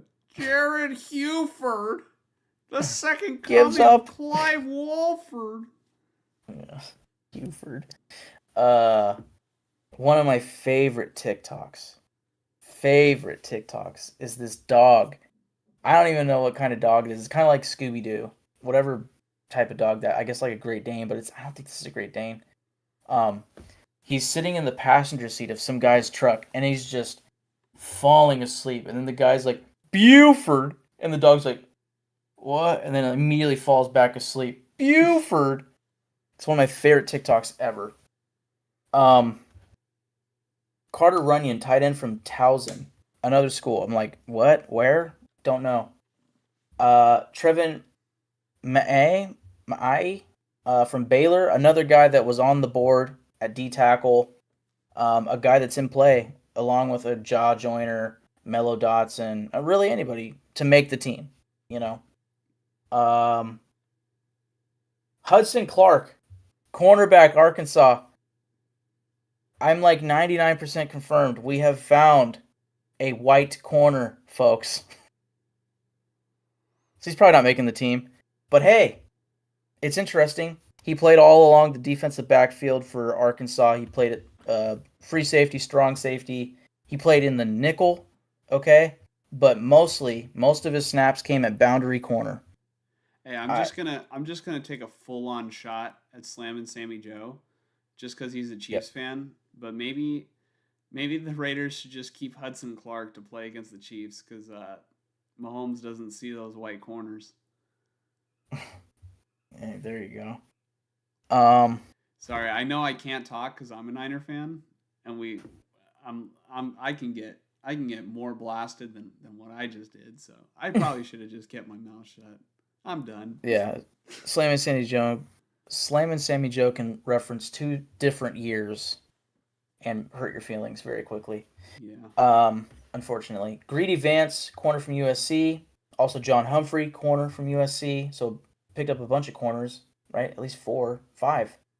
Hajj Malik Williams, like Raider Nation 510 is saying, according to Raider Nation 510, he plays like Kyler Murray in his opinion. Not gonna lie. That's interesting to me, and that tracks with the Chip Kelly RPO offense, right? So that's a guy that I'm very curious to see in the preseason months from now. I wish it were tomorrow, dude. I'm ready for the preseason. Jalen Walker, linebacker, Indiana. That was the guy, we were talking about Jalen Walker who ended up with the Falcons. Yeah. This is the other spelling, Jalen Walker, who ran a 4.40 40, if I'm not mistaken, at linebacker.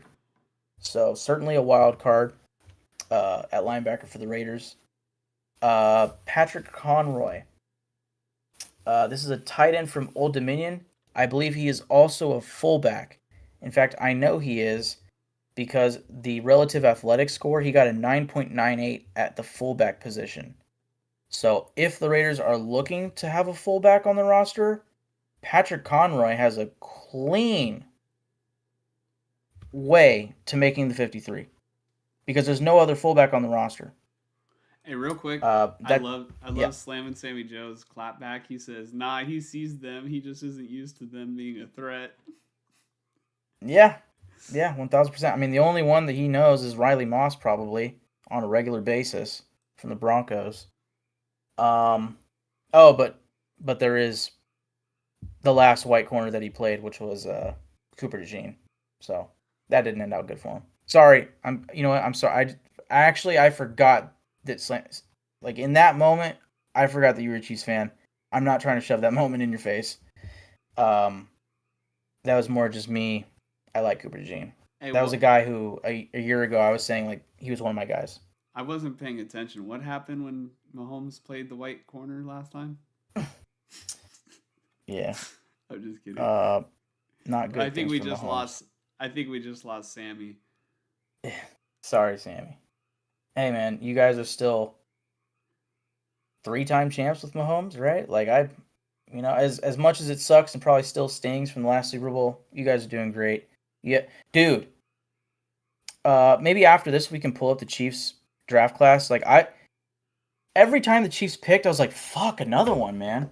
That's another great steal of a pick.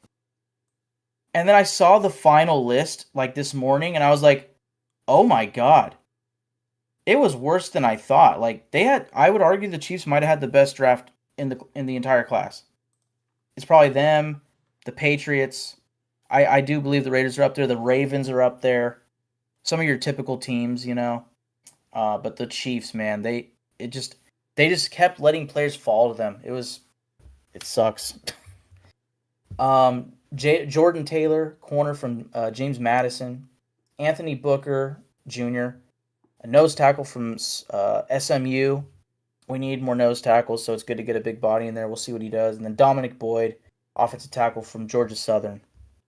And then as far as camp invites, Kevin Porter, defensive tackle Wake Forest, Josh Carlin, interior offensive line UCLA, Bless Harris, there's another great name, interior offensive line from TCU, teammates Jack Besh, Campy Goff, another great name, safety from Air Force, I'm assuming former teammate of Trey Taylor, our safety. So two safeties from Air Force, back to back years. Kalon Griffin, running back. That's your only running back, I think, from, I believe that's Liberty, LU. Tom Callahan, long snapper from some Syracuse, so little long snapper action on a tryout basis. Lorando Johnson, corner from Baylor. Quinn Schultz, safety from Iowa. Jake Roberts, tight end from Oklahoma. I'm going to skip Dorian Singer. Jafari Harvey from defensive line from SMU. And then lastly, I will say Dorian Singer, the second from Utah, wide receiver. Um, there, I don't know. Some people were talking about Dorian Singer and like this. Oh, this is super interesting. Let's see. There's a tweet from Jordan Schultz. Former Utah wide receiver Dorian Singer has accepted an invite to the Raiders rookie minicamp. Per sources, the NCAA denied Singer an extra year of eligibility just a day before the Big 12 Pro Day. I'm told Singer, a former All Pac-12 performer, ran a 4.53 40-yard dash. Really quickly, just to Um, verify, Kalon Griffin, the running back yeah, from LU, hmm. it's from Lamar University. Lamar. There you go. So, yeah, I figured if it were Liberty, I would have probably typed it out or something like that. I had never seen LU. I was kind of guessing there. But yeah, Lamar. There you go. Very small school. Um, but yeah, Dorian Singer, former 1,000-yard receiver at Arizona, and again, coming from Utah, he's a wild card, which you don't really get many of those from camp invites. So it'll be interesting to hear his name. See what happens. Mm-hmm. I think the Raiders are currently at about 90 man. Oh no, yeah, 91 man roster, which makes sense because David Agoha is excluded from counting against the 90-man roster. So they are right at the max right now. They cut a few guys or actually before like day 2, to get themselves prepped for undrafted free agency and whatnot. And then just as an additional kind of note on the Raiders before we probably get back to the comments, I'm a little confused on when the compensatory draft formula ends as far as free agency goes and how free agency affects it. I've seen mixed talk or reporting, if you will, on it. I read it up last night, and what I saw was as of 2015, the compensatory draft pick formula stops being affected by free agency 2 Wednesdays after the draft. But then I saw a tweet from Tristan Kuhn that was suggesting that either today or immediately after the draft, was when the comp pick formula stops being affected by free agency, which would explain teams like the Browns signing that wide receiver Deontay Johnson, and this doesn't affect it. But Hunter Renfrow signing with the Panthers was cool, you know. But I feel like there was another. The Packers signed Isaiah Simmons. So teams are starting to dip back into free agency now that the draft's over. They know what their needs are, right?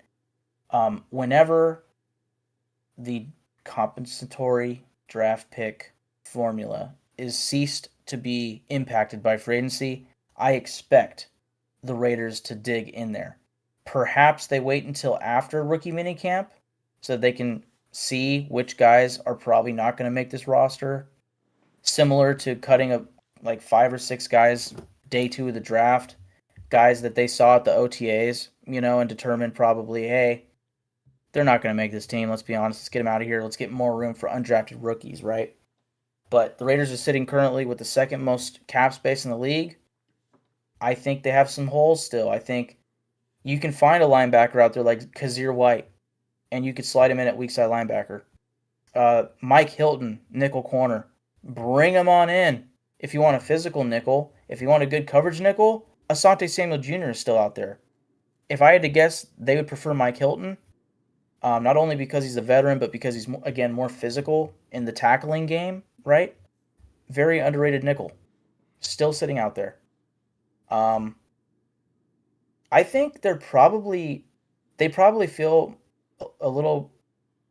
That's debatable. Actually, I did notice. Yeah, Raider 510. Jalen Ramsey would complete our roster. I saw a couple tweets about Jalen Ramsey today. Hey, the Raiders again had the second most cap space. Could they make something happen there?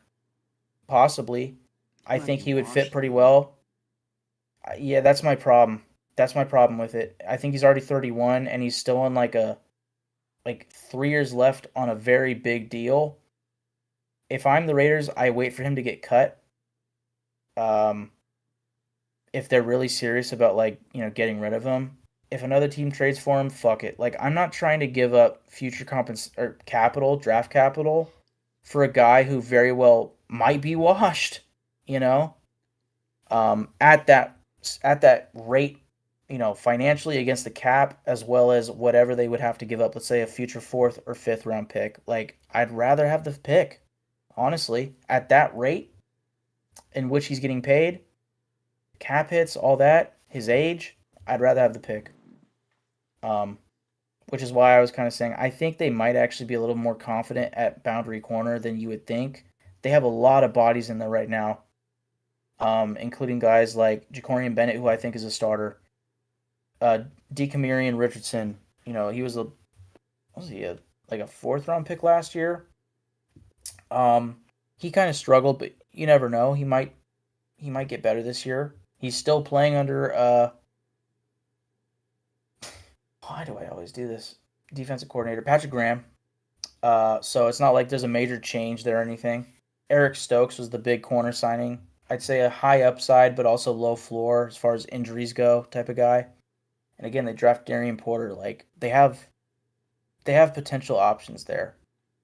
Yeah, and I think they have two starters at safety between Isaiah Pola-Mao and Jeremy Chin. Could you add in another third guy? Certainly. You also have Chris Smith. You also have Lonnie Johnson, Trey Taylor, Thomas Harper. So I'd say my biggest weaknesses on this roster right now are weak side linebacker. As far as the starter goes, like I don't trust Devin White from what I've seen recently of him. I really like Landon Roberts on the inside, but I need a coverage linebacker.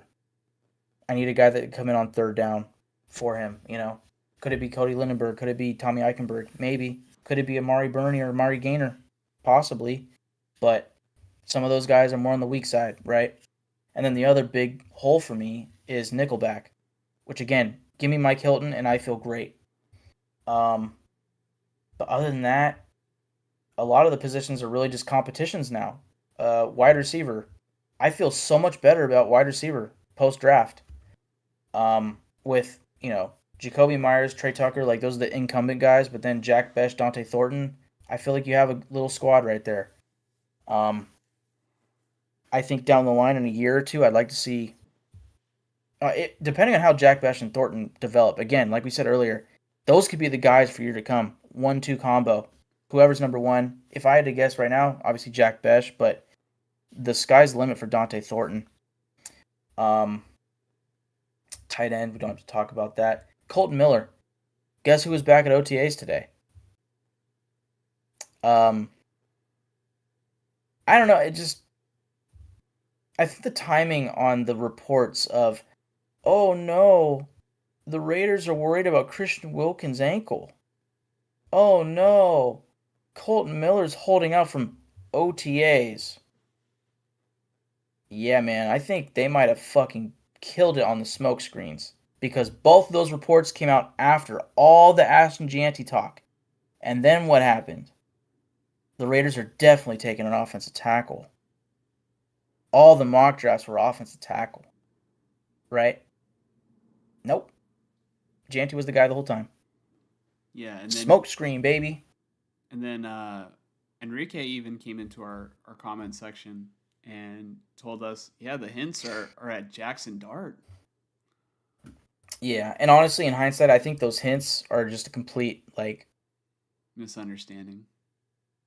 not misunderstanding, like, almost like Pete Carroll is trolling. You know? You really think he's going to give us the answer before we make the pick? Fuck no. My question to you, Mike, is who theoretically should see the field the most out of these rookies?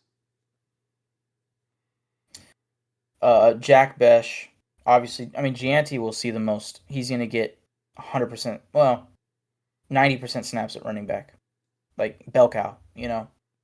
Um, but Jack Bech, I fully expect him to supplant Trey Tucker year one.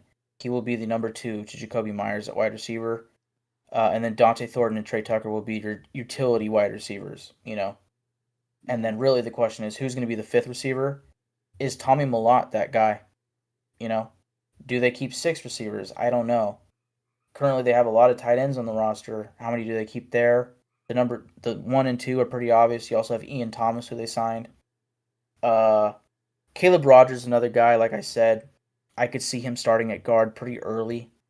And then Darian Porter, kind of a wild card right now at corner. Like, if he has an amazing preseason training camp, he could be a day one starter opposite Jacorian Bennett, and I won't bitch at all. You know? Mm. So, but those would be the guys mainly. And then, I mean, I guess the 2D tackles, I could see them certainly. They're not going to be starting over Christian Wilkins and Adam Butler, even Jonah Loalu. But I could see them getting playtime, you know, kind of cycling in and out. Mm-hmm. How do you feel about this draft class overall?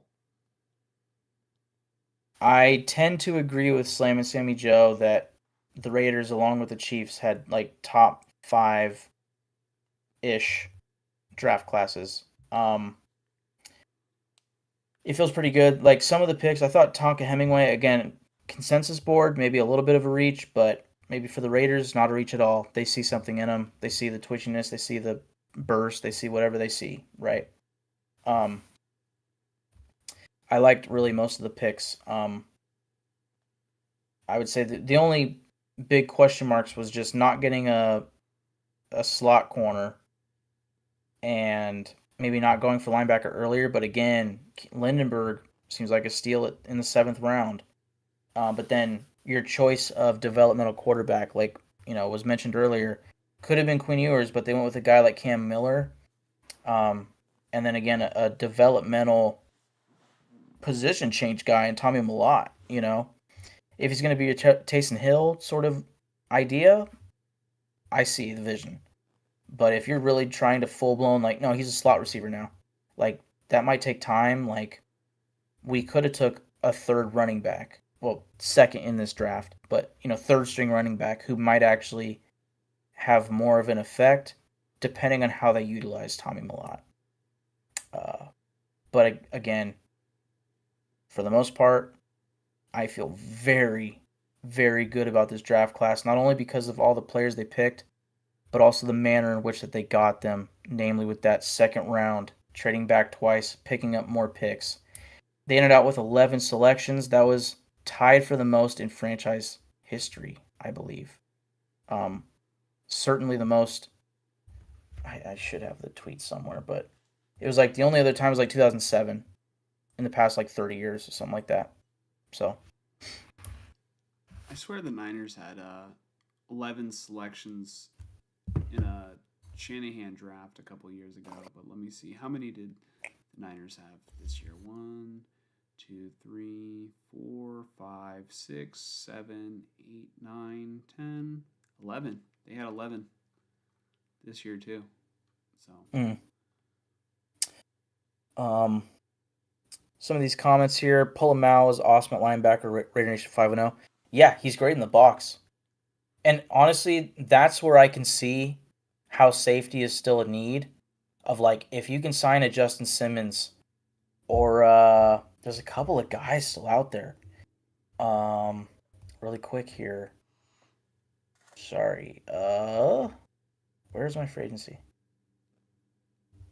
Oh, here we go. Julian Blackman, I believe, is still available. I could be wrong there. And then Marcus Williams. Like, if you want a free safety type, because currently the starters that we have, Polamalu and Jeremy Chin, they're both like your strong safety, like box roll types. They can both play deep, but you know, you could also get more of the traditional free safety to have in sort of a three safety rotation sort of idea, or have either pull them out or the additional safety be like a third safety. I've heard talk that the coaching staff likes Thomas Harper. Chris Smith is still a guy that might be developing out of Georgia a couple years ago. Trey Taylor was a guy that felt like a steal last year in the 7th round out of Air Force, but he didn't get much playing time. He had a big injury, I think, in the preseason. And they signed Lonnie Johnson, so we'll see how it goes at safety. But to the point of Polamalu, like, yeah, I just they have a lot of defenders that are versatile. Both Polamalu and Jeremy Chin at safety. Lindenberg, Sammy Joe. Lindenberg doesn't seem like much like a coverage guy. He doesn't look it. That's for sure. He looks so like big and awkward that it's like there's no way he's good in coverage. He doesn't seem very fast. Like I don't think he's good at like changing direction, but he does have the like burst to track a runner down, especially at the line of scrimmage. Um, but yes, when I see him, I'm like, there's no way this guy is that good in coverage, But he still has some plays in zone that like he got the job done. Um, pull him out. A linebacker, sign Simmons seems more the move to me. Slam and Sammy Joe. If you're talking about Isaiah Simmons, he just got signed today by the Packers. But a Kazir White is a good option. Oh, Simmons. Sorry, Justin Simmons, safety. I got you. yeah, hold on. Let me scroll up because Slam and Sammy Joe was pleading his case for the Raiders getting Justin Simmons. He Gotcha. says Justin Simmons gives Mahomes nightmares more than anyone. Raiders should sign him ASAP. Simmons I like literally that. picks off Mahomes twice a year, and he's a free agent. I don't know why he's still a free agent, other than like not wanting to go through early camps or something. But I know he's a high character guy. Um, I mean, he's been in the league so long. Pete Carroll's got to know him. Like, and he went to the Falcons last year. Like, I'm sure Spytek has a good idea on him as far as playing the Buccaneers twice. The only thing I would say is he kind of did have a down year, so I wonder if teams look at that and say, "Is he cooked?" You know. But still, I mean, a high character veteran to have in the room, I'm not opposed to that at all. He could play deep regardless. Like, yeah, get him in the building. I don't care. Mm-hmm. Now, my question for you, Mike, is how are we feeling? Do we want to wrap up, the comments, or do we want to do a bonus topic?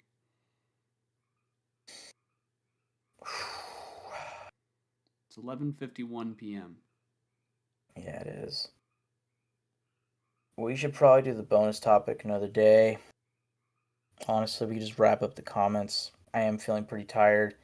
And knowing us and knowing how carefully I would want to talk about that relative to, let's just be honest, it's Shooter Sanders, I would probably take a long time on it. So I'd say Yeah. we just save it for another day. Even though right now is kind of the best time to do it because it's still like on topic, but there's not really much going on in the NFL for the next couple weeks, so I think it'll still be an interesting topic whenever we Mhm. do our next pod. Yep. Speaking of our next pod, so, for those of you who are new to our channel, uh, we don't necessarily go live every single week in the off season. We do go live every week in the regular season. In the off season, typically we just wait for there to be stuff to talk about, right? So there might be a little bit of a, I guess, dead period of information, to come out. But what Mike and I like to do here, we like to wait until there's stuff that we actually feel like we have, you know, stuff to give input on, and not just go live for the sake of going live. So whenever you guys see us on live stream, it's because we have something to say, like Yeah. about what's going on with either team, or I mean, we've even talked about other sports on this channel too. Like we try to keep it 99.9% Niners and Raiders, or just NFL in general. But we have talked about, the Oakland Athletics leaving. We have talked about, a little bit of, even earlier we talked about the Warriors, right? Yeah. Um, Ricky so Henderson passing away, yeah, Ricky stuff Henderson like passing that. away, our Bay Area Mount Rushmores. Dude, we still have to do that topic with the NFL coaches. We're not going to spoil it. You know what I'm talking about, right? We have Yeah. like two topics. We got to do that. Who knows? Maybe we'll go live next week doing that. But we try to not bloat. Like I. It sounds a little bit funny because like you might look at our live streams and think, man, what would they talk about for 4 hours, 4.5 hours, right? Like, just kind of looking at like the timestamps. But since we since other content creators will go live multiple times a week, and they'll have like maybe multiple 1 hour shows, Mike and I, it's like we would just normally have these conversations, just like if we're playing Xbox, or like, on the phone or whatever. So we try to bring those conversations to you guys, and we love to have you guys a part of it, just by having your comments on the screen, helping guide the conversation in areas that we hadn't even considered. Like Slam and Sammy Joe has been killing it the past couple, live streams. I'll just provide an example of like the Justin Simmons. We would not have probably talked about Justin Simmons at all, but Slam and Sammy Joe is in the comments right now, just, you know, leading us that way. And I love Raider Nation 510's, comments about, just he's very high on this draft. It helps me kind of perceive, how Raider fans think that the draft went, you know, and it just kind of, I like to put myself in other people's shoes, when I'm thinking about something. So it helps me kind of formulate my opinion, you know, because I'll be honest, really, I only love the 49ers, right? So I can't fake that love for the Raiders, but hearing you guys get excited about some stuff for the Raiders also can get me excited. Like, my background, I, I've been a Niner fan as long as I've watched football. Uh, and I used to play as the Raiders in NFL Street here and there when, when I was growing up. And, you know, I I enjoyed watching the Raiders when they were good in 2016. That was a really fun team to watch. On the contrary, my Niners that year, they were dog shit. So it was like, hey man, there was fun football in the Bay Area. It was just, on the other side of the bridge that I normally root for. But I think if the Raiders are good, I think it's good for the NFL. Yeah, man, I have to agree. I mean, obviously as a Raider fan, but also like I'm sure Sammy Joe would agree. Like I think he even said it earlier. Like he'd like the Raiders to be good to see the AFC West to be this dominant division, um, which would it just makes it more fun, you know. I think if every team was good, and obviously we still have the same playoff format, like it would be better. It would just be like consistent competition, instead of teams always getting blown out, or not always, but just yeah. I can't wait. I just this draft, everything that Spytek and Carroll have done so far, I mean practically everything they have done. I'm just very confident that they're going to get this in the right direction. That it already is in the right direction, and that they're going to get it to where it needs to go. I'm a little evil too because I'm over here saying the NFL is better if the Raiders are good, but there's a part of me that's like, yeah, man, I just want to see how long this like 2 decade streak of struggle can last. Like I want like there's part of me that's like, hey, man, how long can this really last? But then there's the other part of me that's like, hey, that's kind of fucked up. Like half of my friends and family or whatever, they're Raider fans, and like they have to just sit there and get old and watch garbage football. Like, just just it's been the same shit for like 20 years. Yeah, let's both agree that let's just let the Dolphins be that team, or the Browns actually. The Browns are just hilariously, the the shit of the league every year somehow. It's like they can make the best pick possible, something will go bad. Um, and the Raiders are right there behind them, and hopefully that's changing. Um, It's the honestly, yeah, it's kind of the Jets, man. It's the Jets. The Browns the too. Jets, yeah, yeah, Browns, Jets, and then unfortunately it feels like the Raiders are right there with them. But you can also throw in some teams like the Jags. So they've had like AFC championships and stuff in a couple years ago. Yeah, they need to get out of it, man. Like if they keep building the roster that they're building it, like the way that they are, if they find their quarterback of the future, like this team could just take off in like 2 to 3 years. I can see it, but they have to do it right, and they have to find the right guys. Got to Mm-hmm. develop. They got to coach. They got to do it all. You know what's a crazy team that's like a massive roller coaster ride, or that's been a Roller massive coaster. roller coaster ride? Like they're either hella good, they're either Super Bowl champions, or they're like, wow, worst fucking franchise, like among the worst franchises in the NFL. Um, how far back are you going here? I want to get this. I want to get this right. I'm going back, what, like 12, 13 years? It's either winning Super Bowls or they're the worst. Yeah. I guess the Patriots, but No, I wouldn't consider them roller coaster. no, Hold they on. they were they were top dog for a while. Yeah, they were always top dog. Okay, well, Wow. I'll say this: since the last Super Bowl that they won, they've been among the worst.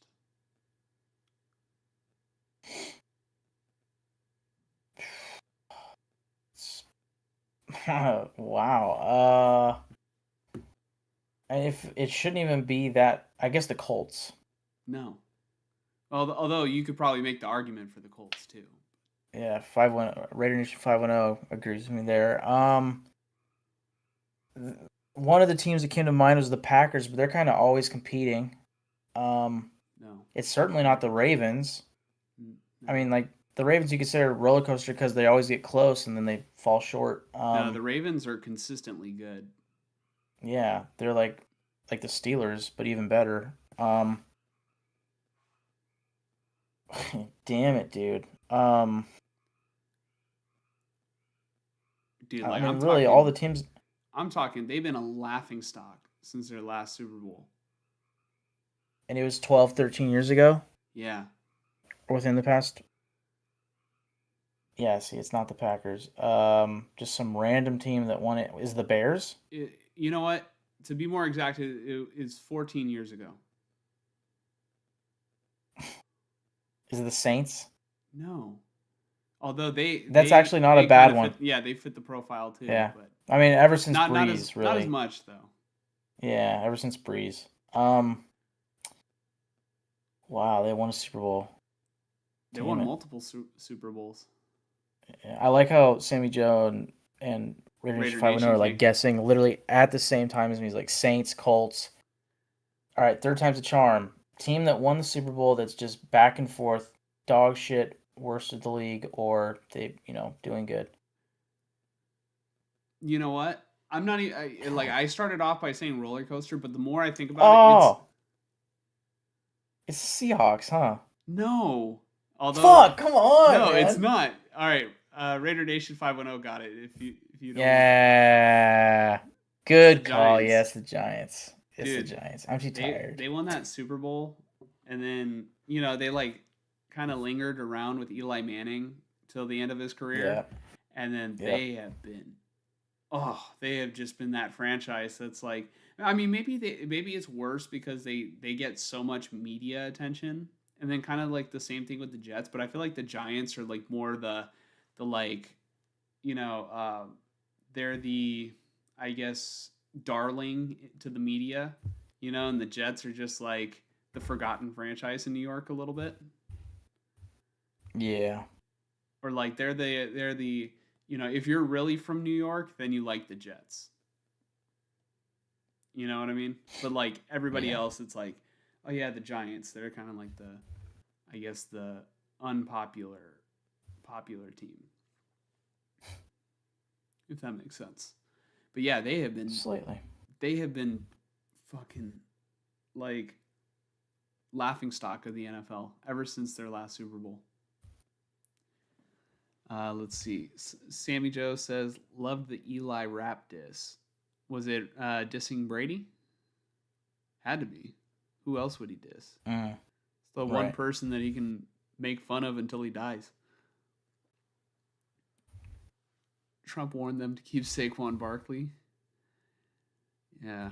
Saquon Saquon's been blowing up, I think today, because he went golfing with Trump. Yep. But yeah, Taints had their Breeze years. I'm Eli. I'm nice. Tom Brady the GOAT. I beat him twice. Yeah, no, that's pretty good. I mean, I love that, like, literally the fans would do that for him. You know? The fans would just, like, clown Brady about Eli, and then Eli Manning just, like, fucking does it himself. And then Brady's just kind of, like, cool with it because he's cool with Eli, but yeah. Yeah. I Speaking of mean, cool when you've with, won like 7 Super Bowls, it's like you can't even bitch about 2 losses. yeah. Speaking of Or 8. cool with, Mike and I would be very cool with, and we would much appreciate if you guys took a second to like, and if you haven't already subscribed to the Silver and Gold podcast on YouTube. Uh, we are the best Silver and Gold podcast on YouTube. I was, since we're kind of in like overtime, like just whatever. I searched up Silver and Gold podcast and found like this random dude who like started it a year ago, and I'm just like, how did we never know about this? Yeah. But he stopped making videos also a year ago. Probably found us and was like, yeah, I can't match that.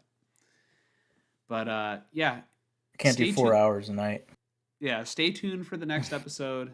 We'll try to keep you guys, I guess, Updated. with like YouTube posts. Um, And if you guys want to follow us on Twitter, it's over there just underneath Mike. It's at silver_gold pod on Twitter. And then on YouTube or TikTok, we are at silver and gold pod. Even though we haven't really posted much on the TikTok, we still got to work on that maybe this off season. But yeah, I would say if I had to guess when our next pod will be, maybe after some free agency signings, or just when we have good time to touch on some topics that might be on brand. Like I mentioned, I think there's a conversation to be had about Shedeur Sanders, but if we get there in like 2 weeks and it's like, it's old news, who gives a shit?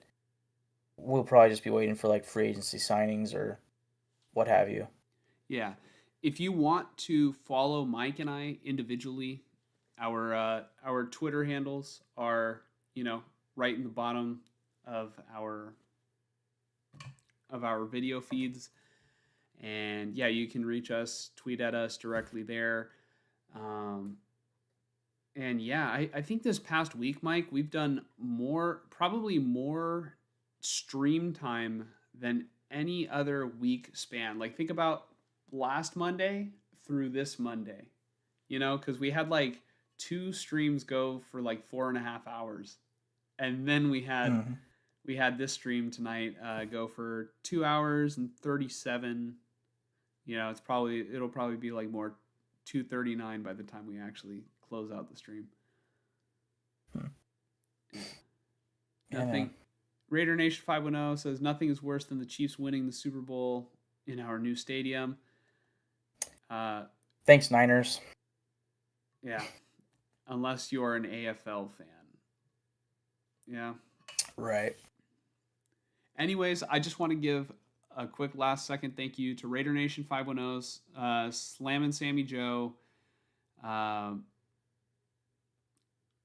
Frank Weber. Who else tuned in? Joel tuned in. Yep. Dub Alexander and 49er Media, and I think that might be Shout out. But anybody else who tuned in, didn't leave a comment. If you did leave a comment and I missed your name, so sorry. Yeah, we'll have to do this again soon, Mike, whenever there's stuff to talk about. You got any last words before we get out of here? I got nothing else. I'm ecstatic about the draft class. And like I had mentioned, I wish the preseason were starting tomorrow, man. I can't wait to start getting those training camp updates in a good month or so. Yeah. Maybe a little bit more in the month. Schedule release is right around the corner. We'll do a stream for that. We'll do a stream for that. That's in 2 weeks. So there you go. Yeah. The 14th.